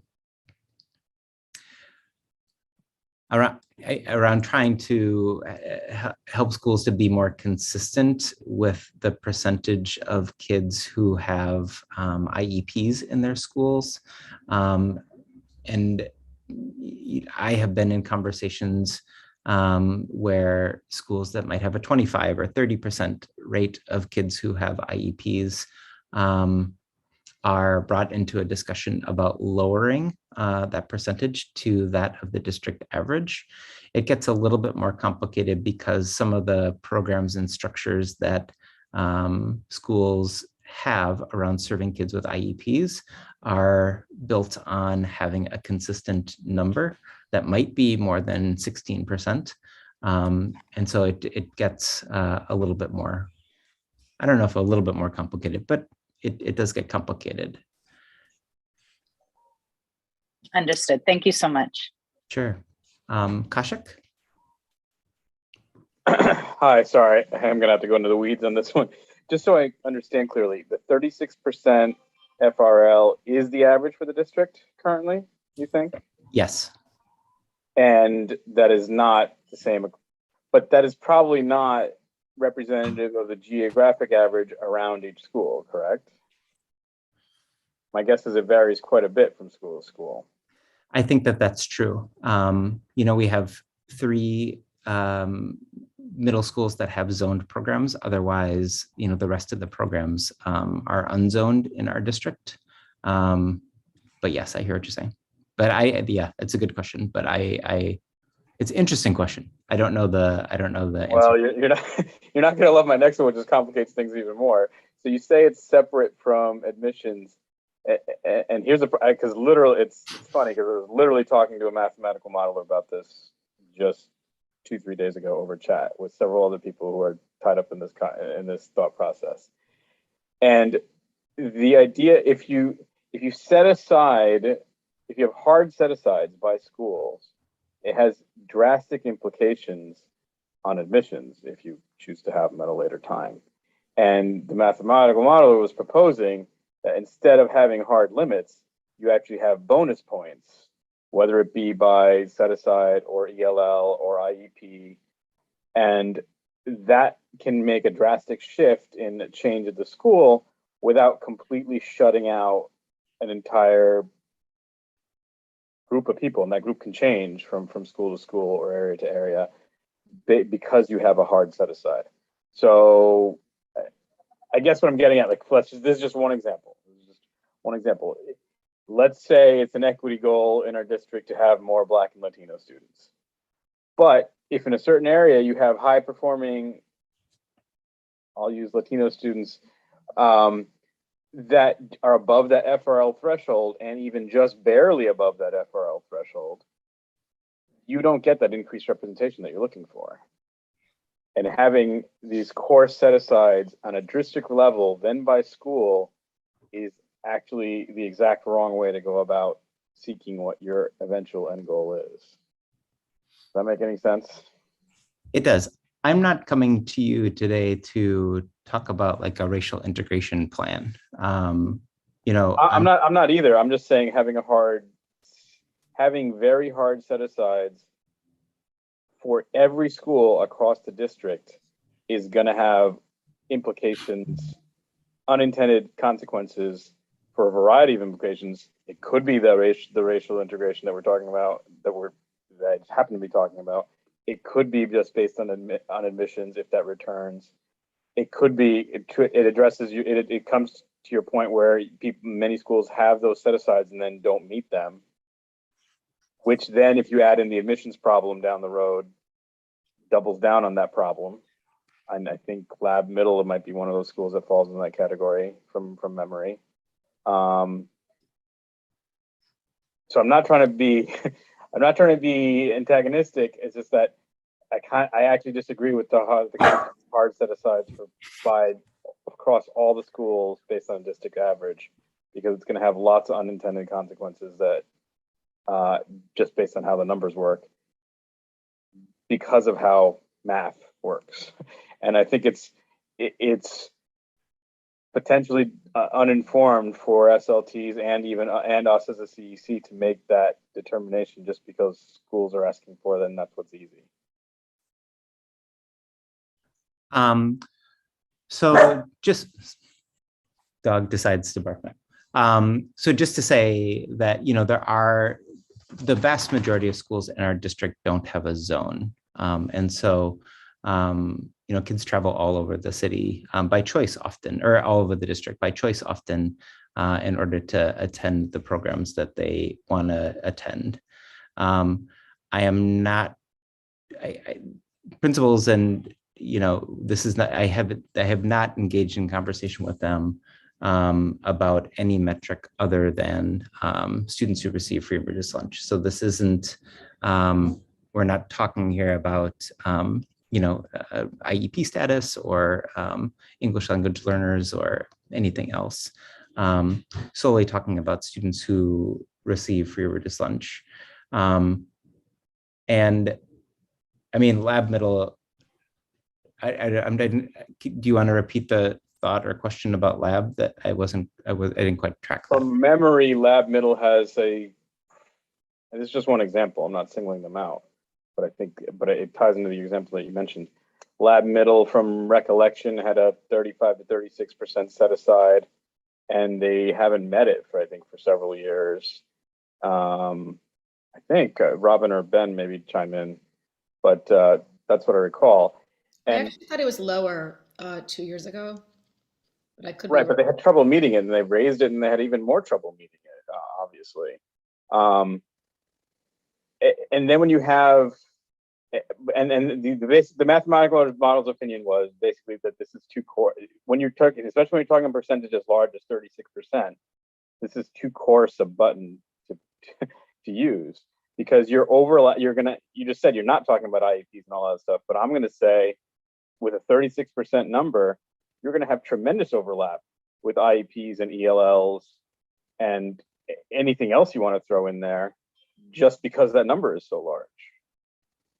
36% is greater than a third, right? So you're going to have tremendous overlap. So if a school decides to set aside 36% for FRL and then decides to set aside another, I don't know, whatever, 5, 6, 11, 10, 16% for ELL or IEP or whatever else, that's a gigantic percentage of the population, which may have considerable overlap.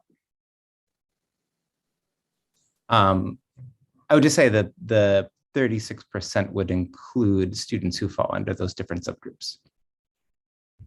It wouldn't be, we wouldn't, it would be 36% of all students is what the proposal is. And I will say, just as a matter of process, I'm happy to, keep answering questions and talking about this here, but I also wanted to be able to raise it in, as Ben said, in a larger forum so that if, this is obviously not like a formal vote or anything like that, but wanted to raise this issue again here as a way of, putting the conversation out there to other schools. Lab this year, I believe, is over 40% students who receive free and reduced lunch. And actually, I think it has been for the past couple of years. But it is only— I may be wrong in the specific example. I'm sorry. But yeah. No, it's okay. But you bring up a good point in that this has no guarantee on whether or not students, the schools actually meet this threshold. If you, especially in a situation in which a school might be screened. Yeah, I want to see Janie's hand up. I don't want to be wonky about this, but I feel one of the issues that we have are from unintended consequences from not following the math and the data, and from people making decisions who don't understand the math and the data well. And I'm not even saying I'm one of those people, but I understand enough of the math and computer problem to know that it is a problem. And so I'm, that honest way, I'm reluctant to have put a hard set aside per school just based on the district average without understanding how that's distributed a little bit better and how that math actually works.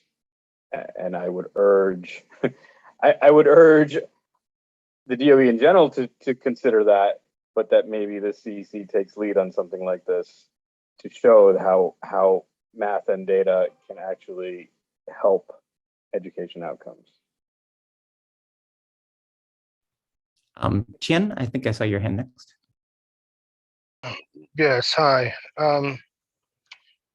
So I just want to kind of take a step backwards just to understand the reason for the FRL. And I'm not making any assumptions. I'm not saying anything. Just want to understand the goal of the set-asides. What do you hope to achieve? What are the assumptions being made to that underlies the set-aside kind of, the set-asides in of itself? Well, I think a reality and a fact is that we have, 19 schools in the district, 10 who have no set aside, and another 9 or so that have numbers that vary from 20 to 36. And I think that that's complicated. And so one step is just around trying to build some consistency. The other step is really thinking about how it is that we might be able to support kids who have been most impacted by helping them to gain access to schools that are high on their choice list. Our city school system is over 70% free and reduced lunch, and in our district, we have 36% students who receive free and reduced lunch. And, for the vast majority of schools, we're talking about a change of students that is, it's an incredibly small handful of kids that we're talking about in terms of really changing based on what the demographics are of our schools right now. And so, this is a support for those kids as another reason for doing this. And I think that our, teachers and school leaders see that as a need. And I think that our teachers and school leaders who, have great programs for kids believe that, kids can really benefit from being able to participate. And I'm not even talking about academics, but I think that academics should be a part of this conversation, this broader conversation.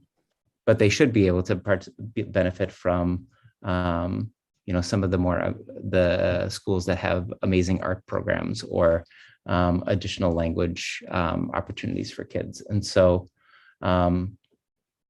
that's part of what I see. And as someone charged with leading the entire district and serving all kids, I think that one of the ways that I might best go about my job is to help to get all of our school leaders, to support our school leaders with this, to get all of our schools starting with this one metric that is similar, and really working over the next chunk of time, at least 2 years with you all, around building strong programs for kids. So.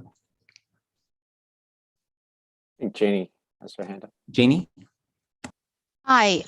So I get your point about having a uniform threshold across schools, going through the high school process where you have different high schools that have, varying percentages, one, it's confusing, and two, it changes the decision-making process. The question I have is, before anyone takes a decision to set whatever the threshold across all the schools, is there a way to do some statistical analysis to say, okay, last year, middle schools were all lottery, schools had varying degrees of set-asides. Let's take that population and overlay this new set-aside. All schools have 36%. Let's rerun the lottery and see how many kids who didn't get into schools that had no set-aside would have gotten into those schools. So to figure, because maybe if you open it up across all the 19 schools, and maybe 36 is not the right number, maybe it's 30, maybe it should be high. But I think part of it is the data exists, and it's a very straightforward analysis to overlay the different thresholds across the board. And in some ways, it's easy because you're applying the same percentage across each school. Then the variables that you're testing is what is the right threshold? Was it 25, 30, 35? That's the first thing. Then the second thing is, what is the efficacy by school? Because each of these schools, some are small schools, some are large schools. So maybe some of the larger schools will have a more difficult time filling that bucket versus the smaller schools. So the point is that I think philosophically, I get your point, and I think it makes sense just to have a uniform number. But before any decision is made, we should really run the numbers and have a look, because I think there could be more tweaking going on. There could be there's a better mousetrap to be built. And I hear what you're saying, and it definitely goes back to, and I agree that it definitely goes to this issue as to just creating a set aside doesn't mean that it actually happens. But what I can say is that it is, using old data and looking at the old situation, the old enrollment policies and practice we had wouldn't really yield us the information that we need in order to do this, because there are a lot of other factors that haven't necessarily been put in play. There's promotion of schools that a student might want to attend, but didn't attend because they didn't know about the school. Historically, there were schools that maybe families would have traveled to outside of a pandemic, but now we know that families are much more interested in traveling and just staying close to home and not getting on the subway and doing that kind of traveling. So it would be difficult, I think, to use old data, but I think this kind of like resets us and actually helps us to think about moving forward. I will say that many of the schools that have a set aside actually didn't they didn't meet their numbers, and it's hard to say, did they not meet their numbers because of the year we're living in or for some other factors. Yeah,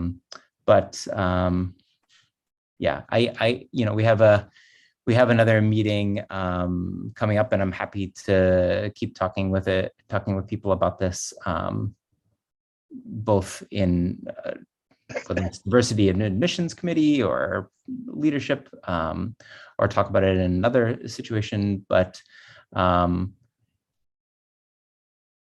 yeah, but I wanted to raise it here because again, it's a district level issue. It's a topic that I think principals are working on within each of their own schools, and it makes sense to be consistent across the district. And then, the time we're living in feels like there's some distrust, and I want to do everything above board. And so that's why I brought it here. So, Gabriella. Yes, I Hey. am a proud alumna of one of the schools that was mentioned. And so I guess my question is kind of, I didn't even know that there were such differing set asides by different schools. And so I guess the question would be, and I really appreciate you bringing this up, Superintendent, and then everyone else's kind of input and feedback and questions. I guess my kind of question would be, when you have such differing numbers across, our district, would there be anything done to kind of, maybe engage the middle schools themselves and like fostering a conversation between them? And just kind of seeing, like, again, like you said, old numbers, I'm not sure how much they can provide with all of this, the tumultuous path we have right now. So just kind of like, how are we going to, I guess, be creating this? And what would be kind of the involvement of individual middle schools kind of communicating with each other or engaged in this process? Thanks, Gabriella. It's a great question. Different principals have had different conversations with their communities, and certainly those that have created any kind of set aside have had a conversation with their SLT, because that decision was made by the SLT of the school.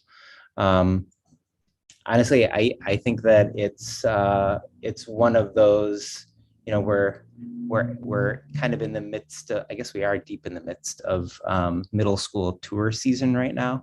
And so I think that it would be powerful for a principal who is doing a tour for prospective parents to be able to say that this is something that is consistent across the district. But I think also, I don't know. I mean, I guess like you raise some like deeper questions about, well, what does this actually mean for the school community after the fact? And I think that that's, a really important question to raise. For the vast majority of our schools, this, the impact would be practically none in terms of changing the demographics of the school. But I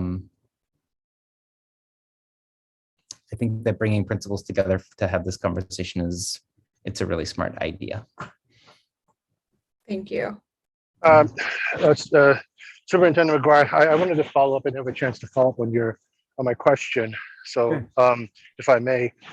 So just hearing from you, I think, the idea of supporting lower income students, I think, is important. But I do want to note that public schools in New York City are free. So nobody has to bring money to go to school. However, I will say that, and I also want to add that, we shouldn't link kids who are free and low income kids with bad academics, because that's not true either. It does not correlate, right? There's low income kids who are high performing. And I would also challenge the assumption that it's schools that are good. I would say that it's students who are high performing. And right now, the biggest impact to low income kids is not the set asides or lack of set asides. It's the fact that there's no way for families to understand where their child will be best supported academically, because we use lotteries now. We've taken away academic screening at schools so that a kid now whose family says, oh, this is a good school, will go to a school that's now lottery, and they don't even know what kind of performance their peer students will have, classmates will have, if that child is who's performing at a high level, who's low income. And then they're making hours commute. Within district, maybe it's not such a bad thing. I don't know, but it's still a commute. And especially if you open it up to citywide, now you're selling a false bill of goods. You're saying, well, Lab Middle is a good school, but all the good students have gone elsewhere where they're scattered because it's now lottery. So I think the more important thing is to provide families with some sort of expectation of how their school is academically by the students who attend that, who get in through a screening process, especially if they desire a school that has high academic standards based on the screens and the students that go there, so that they understand where they are going, right? I mean, if I wanted a cup of water and you give me apple juice, I may not be happy. right? So if I ask for a high academic standard school and I'm traveling 2 hours to get it, and I don't get it, I don't think that's very fair, and especially to low-income students. That's my comment, and I would really welcome a chance to kind of sit at a table with you, with the council, to kind of think about this and see what that really means for low-income students who we purport to try to support. Thank you. I agree that everybody is looking for a high academic school, right? Like everybody wants their child to be pushed. Nobody wants, says that they are looking for their child to not be working at standard or not be college ready when they graduate from school. And I also agree with your point about, income does not necessarily match to performance for sure. And I hope we do get to sit down at a table soon. That'd be great. I'm done with Zoom. No, I'm just kidding. Robin, go ahead. Thank you. Before I ask my question, I just want to comment on one thing Chin said and how you responded, Kelly. I do think parents are all looking for the best school for their children, but I don't agree that they're all looking for the highest quote unquote academic school, because different schools are more focused on math, some are more focused on ELA, some are more focused on art. But I do agree there's with the lottery system, it isn't clear which school will well serve or best serve those specific children. And it is kind of a disadvantage for them to travel to what they might assume is a strong math school when it no longer is a math school, or high performing has different meanings for different families. Even among my 3 children, I say they all would, if they all had their choice, they'd pick 3 different schools. And what they consider high performing would be different for each one. But that wasn't my question. I wanted to say, I think we should also really focus on engaging elementary school principals, because they're getting a lot of questions from parents, especially 5th grade parents, about the admission situation. And I think they feel a little left out in the dark. I specifically from 33 have given the question, how will the set-asides compare to last year? I think there is a feeling among the elementary school principals that if it is a somewhat universal number, it helps the schools not pit themselves against one another.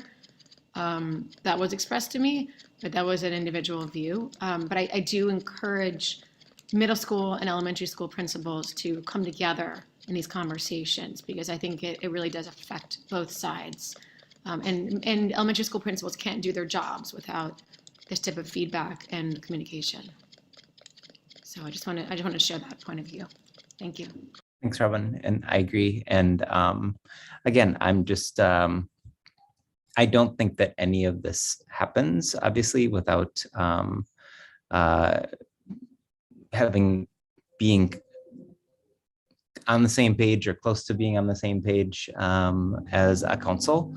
That's the word from our enrollment office that this conversation, it either lives with the CEC or doesn't. And so I guess I'll just finish by saying that if this is a conversation that you want to continue, please reach out to me, and we'll figure out what the best way is to do that, given the rules that we have to live by. Go ahead, Daniela. Very quickly, first of all, thank you for bringing this. I think it's the first time we're actually having a conversation about policy that can impact low-income students in our district. So I feel that's why I serve at this council. So thank you. I would love to understand better what is the rationale for having the consistency. Is that because you think that having just 1/3 of low-income students in each school is going to be easier to serve them better? I mean, I mentioned to you when you first brought this idea, maybe there is one school that is doing an incredible job with that population. So I want to make sure that I want to really understand what this is. And it seems from your presentation that you think the inconsistency on set-asides is influencing how people make their choices for middle schools, if I'm right. people are trying to, as Kirsch said, like hedge the system and you know, do their math and kind of not really just influencing which school they actually want to go. And so I would love to better understand if that is true, and also how is that going to make it better for us to serve these students. And I do agree with Chris that we need to be very, very careful about unintended consequence, because I think all of these policies, you know, even eliminating GNT come from a good intention, but the results can be catastrophic. And so, but thank you for bringing this, and I think we should continue the conversation. And I look forward to better understanding like what is really driving this recommendation. Thanks. Thank you, Superintendent Kelly. I'm glad you spoke, because I could not have relayed this properly. So thank you for coming to our meeting today to bring this up.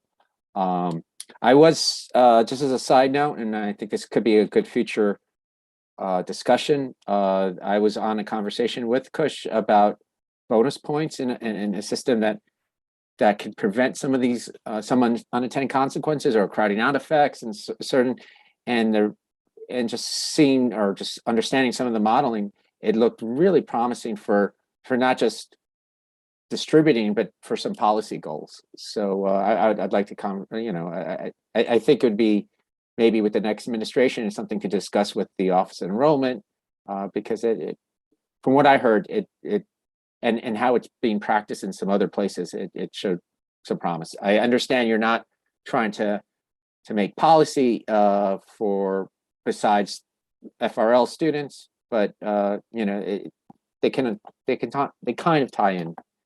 But I know we have all had a chance to discuss this with you, and hopefully we'll continue this discussion, because you're right. Either the CEC decides to be part of the conversation or it doesn't. So, and I think it's good that we are discussing it.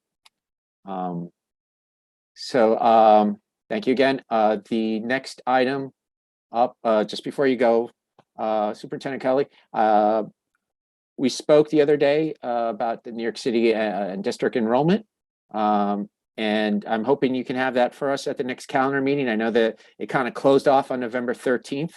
The last time we spoke, you didn't get the numbers yet, but if we're going to be having resolutions like Lupe about class size and some other issues, it would be very helpful if you can provide also, not just for the city, but obviously for the district, yeah, and for the per school, by school. Yep, thank you. Unless there are any questions there, the last item is new business. Anybody want to bring up new business? Okay, Robin Keller. I just wondered if we wanted to discuss, I don't know all the details, but Ben, maybe you can inform us more about LMC. They had, I think they separated children. Their plan, I think, was for this week or next week to separate children by race into individual rooms to discuss racial issues. And I was told that it was an SLT and I think so, a group of parents and students were the ones who came up with this idea. And I was just curious to hear more about that and how that came to fruition. I don't know, who is the liaison to LMC? Do we have one from our CEC? I believe it's Robin Broshi is the liaison to that school. Robin, do you know much about this? I'm just curious because some parents I spoke with at LMC had no idea and were very confused by it. So they came to me about it and I just wanted to find out more.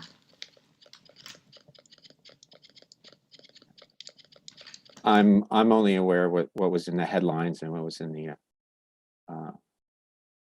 I guess there are some articles on it.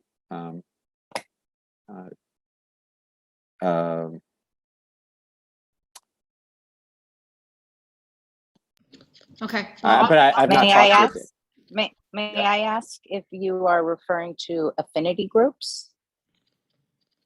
It Perhaps. sounds like you are. It sounds like you are, but I don't want to speak on it if that's not what you're referring to. But sure, I'd love to hear. affinity groups, a lot of schools and SLTs and schools, not just in our district, but throughout the cities and the nation actually, have found that affinity groups provide a safe space for children of color to be able to speak freely and not feel uncomfortable, as in some learning spaces and during certain academic, it can be. So it is just a safe space for children of color to be able to come together and support one another in a supportive manner. This wasn't it. It wasn't about affinity groups. It was dividing the schools' classrooms or within the classrooms by race. It was a learning lesson, I think. I don't want to really speak to it because I can't really provide justice to what is being done at that school and what are the considerations in terms of how parents feel about it. So maybe Robin Broshi, you're the liaison. Maybe you can find out more about it. Yeah. So I guess it was to discuss racial justice and quote undo the legacy of racism and oppression in this country that impacts our school community. And kids were separated into groups that were white, Asian, and multiracial students had their own room, and then white, and then African American and Hispanic students were combined into one group. I was just curious what the parents of the school were thinking, Robin, if you spoke with them. Okay. Since we read, sorry, I'm speaking out of order. Since we read Kelly in, Kelly, do you know anything about this yet?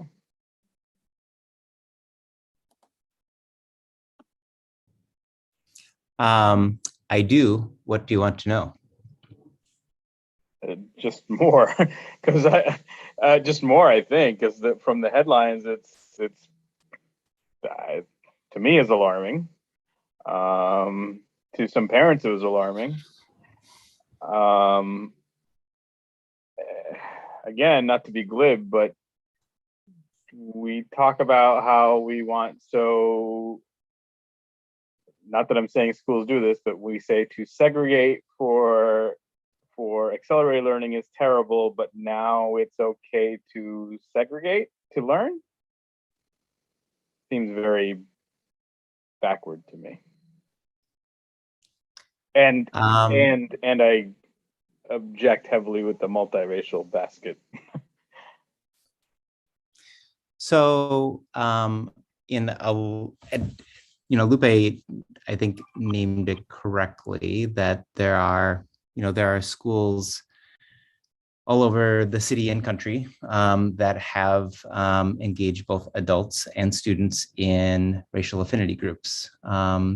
And just to add to Lupe's assessment of it, is that it actually creates it's intended to create a safe space for white kids who might kids who identify as white, who might want to ask questions that they might not necessarily feel comfortable doing when they are in a multiracial classroom. The students weren't forced to be separated into any one group, and I just want to make sure that that part of it is clear. Students self-identified. Students had the option, and parents had the option to not have their students participate. And it was an exercise that was held for a short period of time in the morning, in which kids learned about race and racism and the impact of race and racism on our country. And middle school kids are incredibly curious. These are issues and topics that they talk about all the time, no matter what, whether we facilitate it or not. And I think that a lot of middle school educators find that it is better to help facilitate that conversation rather than let it grow ugly. And middle school kids are in a place where they are figuring out life. And in figuring out life, they are very curious about people who are different from them. And so, but they are also awkward and goofy and shy. And these conversations and topics don't necessarily come up in the right way. And so in order to create this as a learning space, some schools across the country, world, whatever, businesses, I mean, you know, these are steps that are done in many, many different spaces around the world, the country, the world, the city. And so this school has done this. This has been done in the school for several years, and is generally viewed very positively by the students and families that attend the school.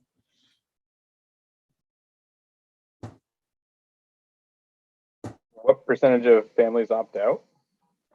Curiosity. I think it's small, like less than 10%.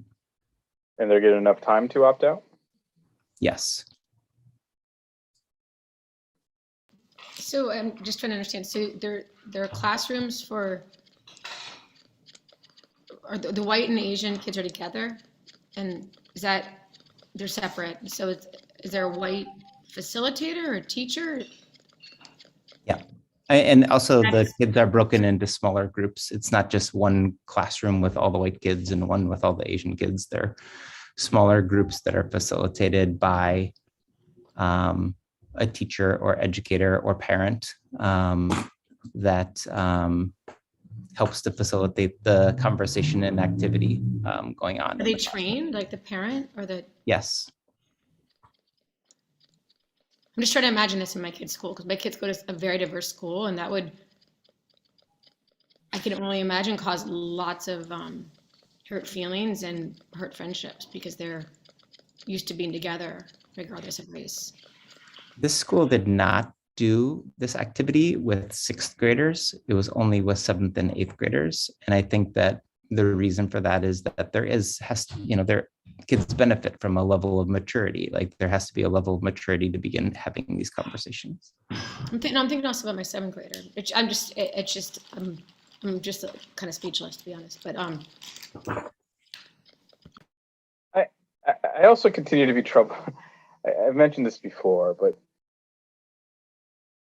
I continue to be troubled with the initial bucketing of white, black, Hispanic, Asian, and then multiracial. Because aren't a lot, I understand you qualified it with how kids self-identified. I get that. But isn't the multiracial bucket actually quite large in Manhattan and quite large in District 2 specifically? But it always, I don't know, but it always shows up as a very small other, a very small single-digit other percentage, because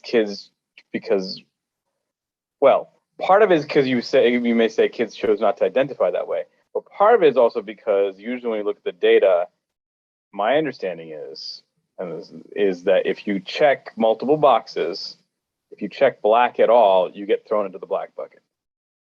And if you then check Hispanic at all, you get thrown into the Hispanic bucket, even if you check off other down the road. So I'm having a lot of trouble with this one, Kelly. Yeah, I'm not, listen, I don't know exactly how that process was done in the school. I don't want to, I think it's important not to, conflate our experience as adults, like, filling out that those checklists or those like identity markers or whatever surveys with what happened in the school, because I don't know exactly how it happened, other than kids had choice and families had choice. And this is, was not something that was done under, in secrecy. This was something that was done openly with the community. The follow-up concern is, what was reported in the paper, and this is, I think, what Robin's hearing and what others have heard, is that though it's done openly, there are lots of parents and certainly students that won't oppose even a teacher, much less a principal, if that's what they're asked to do. Even if they dislike it or disagree with it, there isn't actually a good avenue for them to oppose it. And I'm hearing this a lot, not just on this topic. That it's quite difficult to disagree with that to just the action of selecting something different or even opting out of something is they have concern with basically opposing the principal on this, either literally or de facto.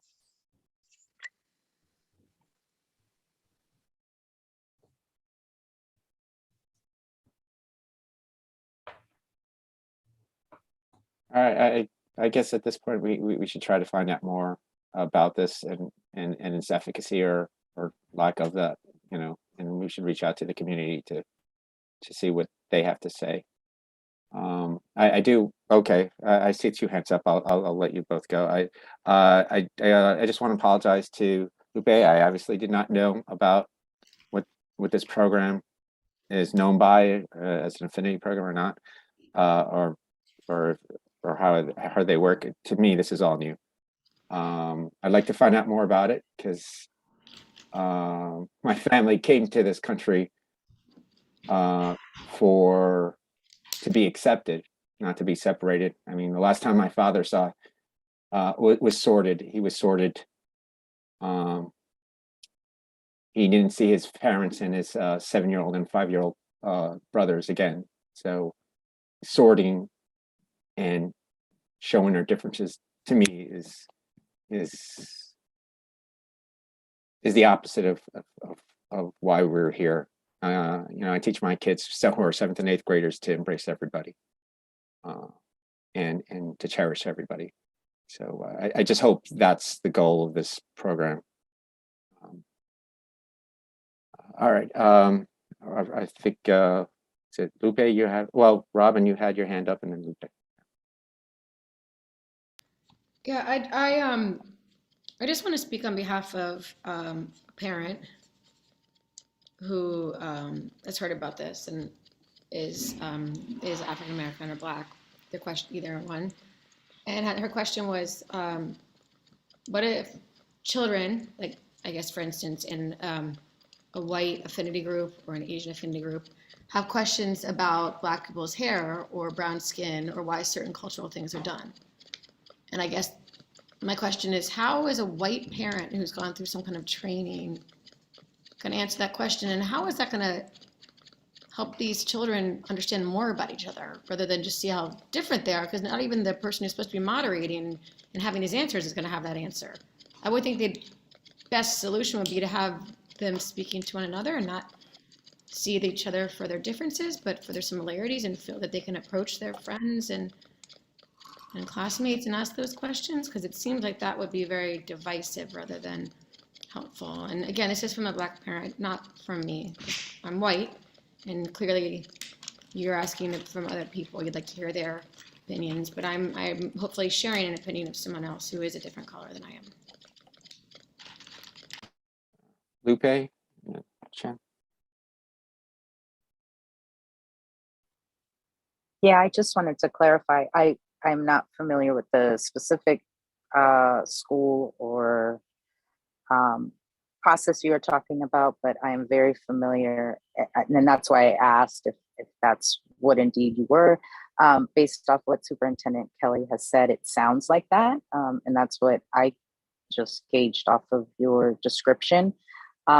But I will say that affinity groups, they have been happening for years now, and Superintendent Kelly is correct. It's not just even in schools, it is in workplace of work. And it is something that's happening globally. So, and there's no malintent involved in this. It's not a form of segregation by any means. It's in fact to counter the historical racial institutions that have taken place, and that I think in both children and adults, it is a learning curve for somebody who may not experience that. And these spaces have been used for people to be able to share those experiences and learn from one another. And there is a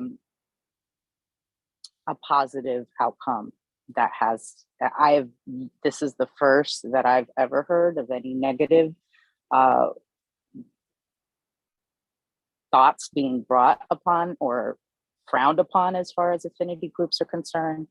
And in my experience, and from what I've heard from families and schools that use these same similar affinity groups, and I've seen them where they're outside of classroom time, so not really typically engaging during the learning classroom academics, but maybe after school, they've all been positive. So this is the first negative feedback that I've ever heard from them. Chen, you have your hand raised? Yeah, I'm out of the station finally. When I was in elementary and middle school, as a Chinese immigrant kid, being in a minority with very few other Asians or Chinese kids to talk to understand my culture, it was tough to be one of the few kids. And I was, teased, harassed, whatever, made fun of, racial jokes, whatever. No history about Asia was taught, about China. My mom even went to the principal and said, how come you're only teaching Western history? So, I get it. But what I wished happened was that my fellow students were taught that about Asian cultures and taught not to make fun of other kids and see things from their point of view, and then ask me questions and don't think that they're insulting me if they ask funny food that I eat or whatever. And by separating kids, you don't allow that. You don't encourage kids to learn that it's okay to come from a different culture. And by the way, this is a cool thing about their culture. And it's not cultural appropriation if you drink tea or if you want to wear a kimono or traditional wear or wear Chinese clothing, the Sun Yat-sen outfit. It's okay to do that because you're actually showing respect if you do it respectfully. I don't see how you can bring understanding and empathy by separating kids. I really don't. You just keep kids, like there were some kids who never hung out with Asian kids, Black kids who never, or white kids, and they just like always remain a mystery. The inscrutable Asian, inscrutable Chinese, right? But because you separate kids, you keep them from each other. And it should not be a policy by DOE, by educators, by adults. I mean, kids, I went to Brooklyn Tech. One of the best things that happened to me was going to Brooklyn Tech. It's there I saw, it's like Malcolm X going to Mecca. There he saw, so much diversity going, but united by commonality. And I joined a Korean club. I was Chinese American, but I joined a Korean club. I, played basketball with a lot of Black kids in the gym, and I was accepted on the court, right? And so you don't bring kids together by separating them. You bring kids together and building understanding, by teaching them to have understanding. You don't build understanding by having a CRSC that only talks about Black and Hispanic culture and authors and books, but you also do it by having lessons on Asian authors, right? You read about the Romance of the Three Kingdoms, the Ramayana. I don't see that in the schools. So so this is the DOE's going about it is all wrong. You can't separate kids. I mean, I'd like to know more about how that's done, but just hearing that kids are separated by group, and what if a kid is Black and Asian mix? Where do they go? What group do they go to? Which room shall they go to? Should they slice themselves half of it in half? This is like the wrong way. You know, people kill each other over this stuff. The Balkans, Holocaust, Cambodia, you know, Nigeria, they kill each other, you know, because of this slight differences and lack of bringing people to understand each other. We shouldn't be doing this. This is the wrong direction, right? This is like horror, horrible. People kill each other and societies crumble because of this stuff.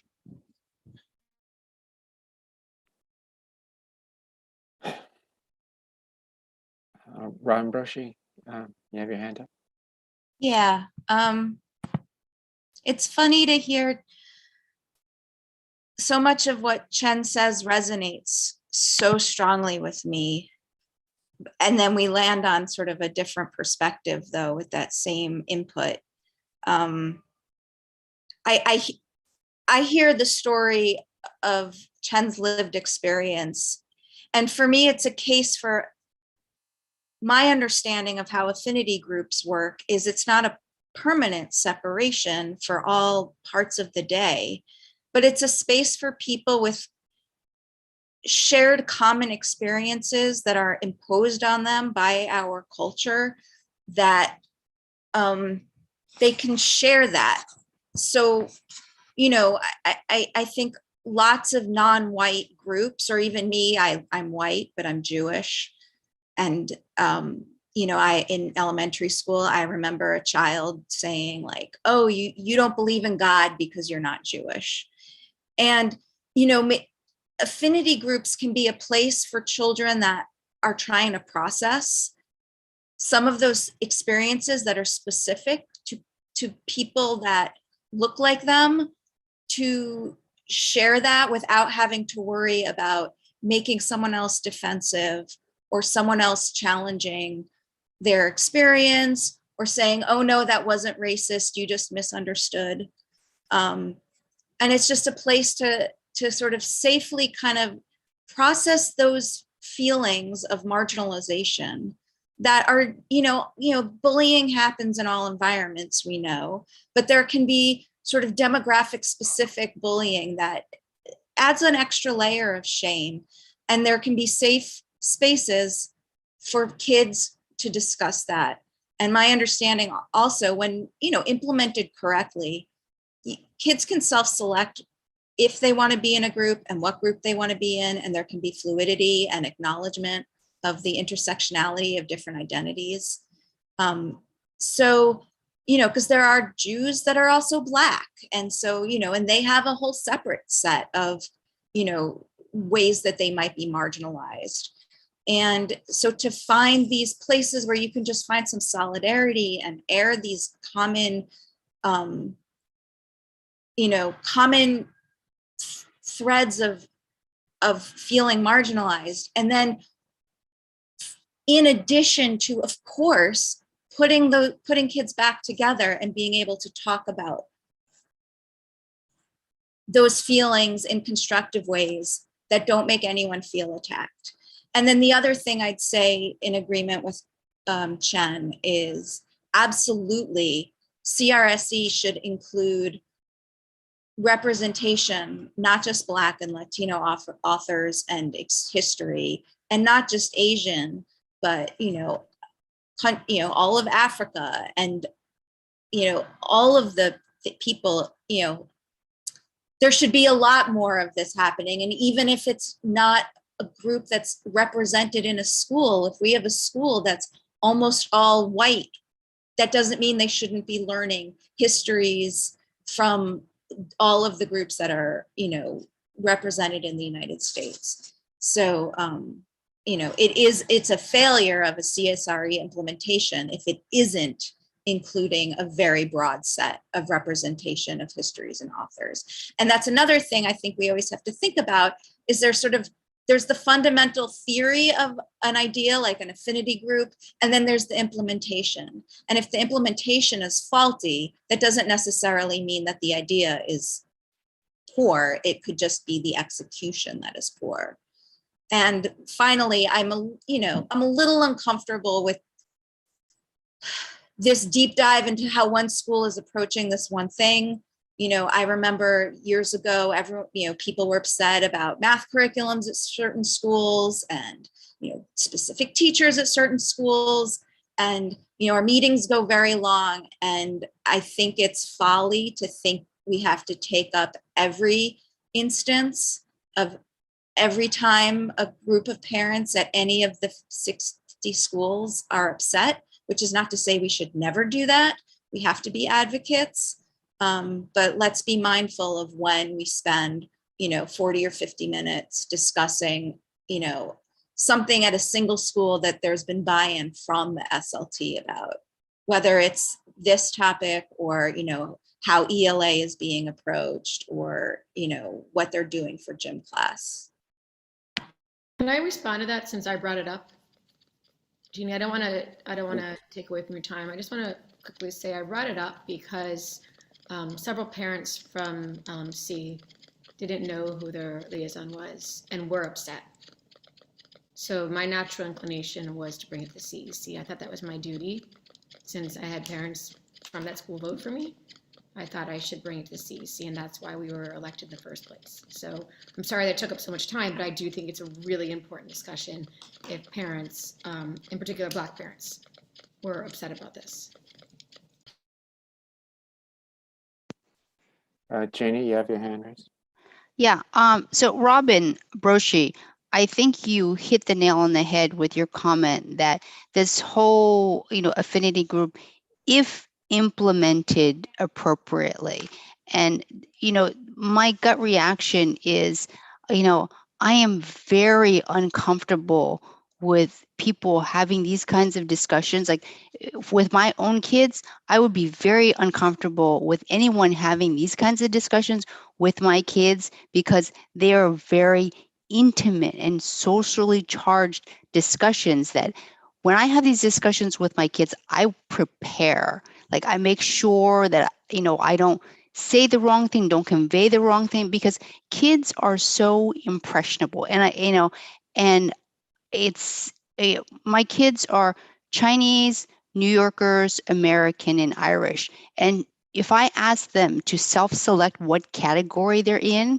they're uncomfortable to do that because some days they identify as Chinese, some days they identify as Irish, sometimes they identify themselves as New Yorkers. It really depends on the day. And to ask kids to self-select into a group sometimes could put them in a very uncomfortable position.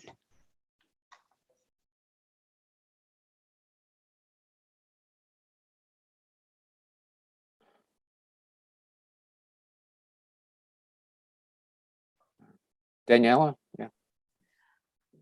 Trying to not say anything, but I need to say something. First of all, I'm very proud of how we're handling this discussion today because I've seen so many school boards across the country handle this discussion very poorly. So I really, I'm listening to people who might have a different opinion than me, and I'm really learning from you. I want to say just a few things. Jenny, what a blessing that your kids do not have one identity. And I think my kids too, I don't know if they would identify as from Latin Americans, Eastern Europe, New Yorkers, Americans. They are perceived as white. People think sometimes I'm their nanny, so I don't know how they would select themselves. And I think this is such a blessing, right? I really encourage them to not have to choose one particular. At the same time, of course, racism exists and racial tensions exist in our country and in our schools.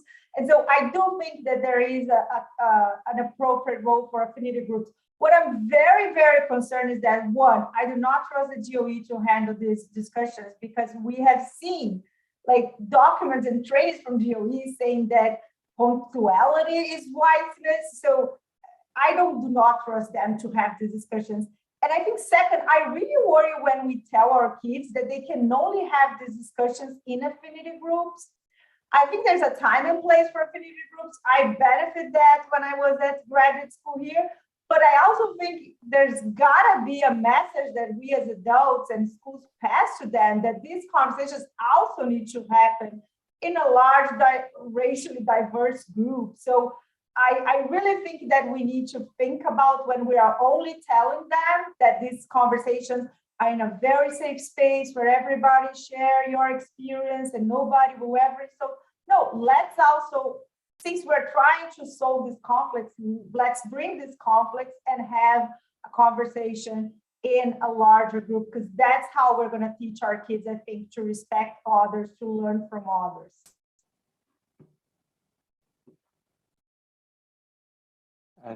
Thank you, Daniela. Oh, Len.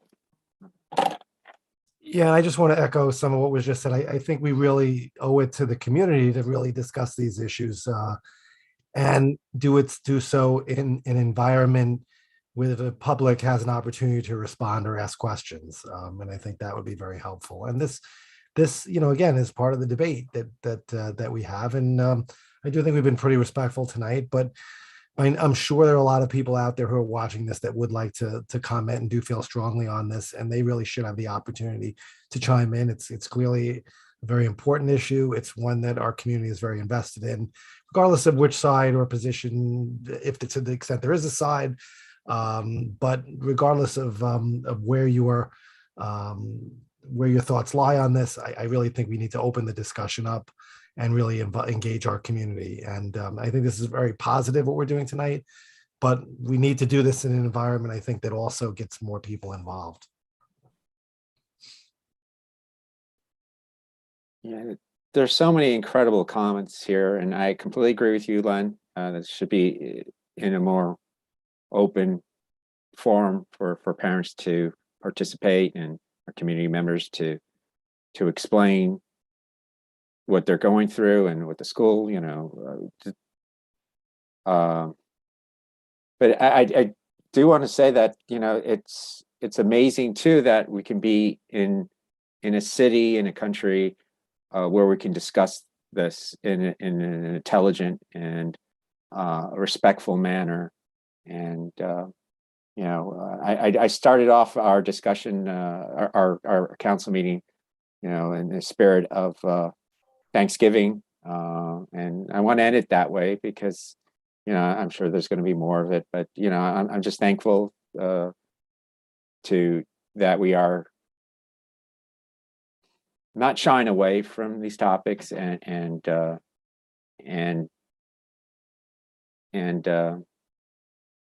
reaching out to each other and to the community. Hopefully at the calendar meeting we'll get some more input. Kush, you have your hand raised. Sorry, I was hoping to chime in before your nicer closing statement. I just have something mundane, just because it came up a few times tonight. And Len, I don't want to put you on the spot, but it sounds like we do need to hold a bylaws meeting soon. Enough things have changed where they need to be addressed.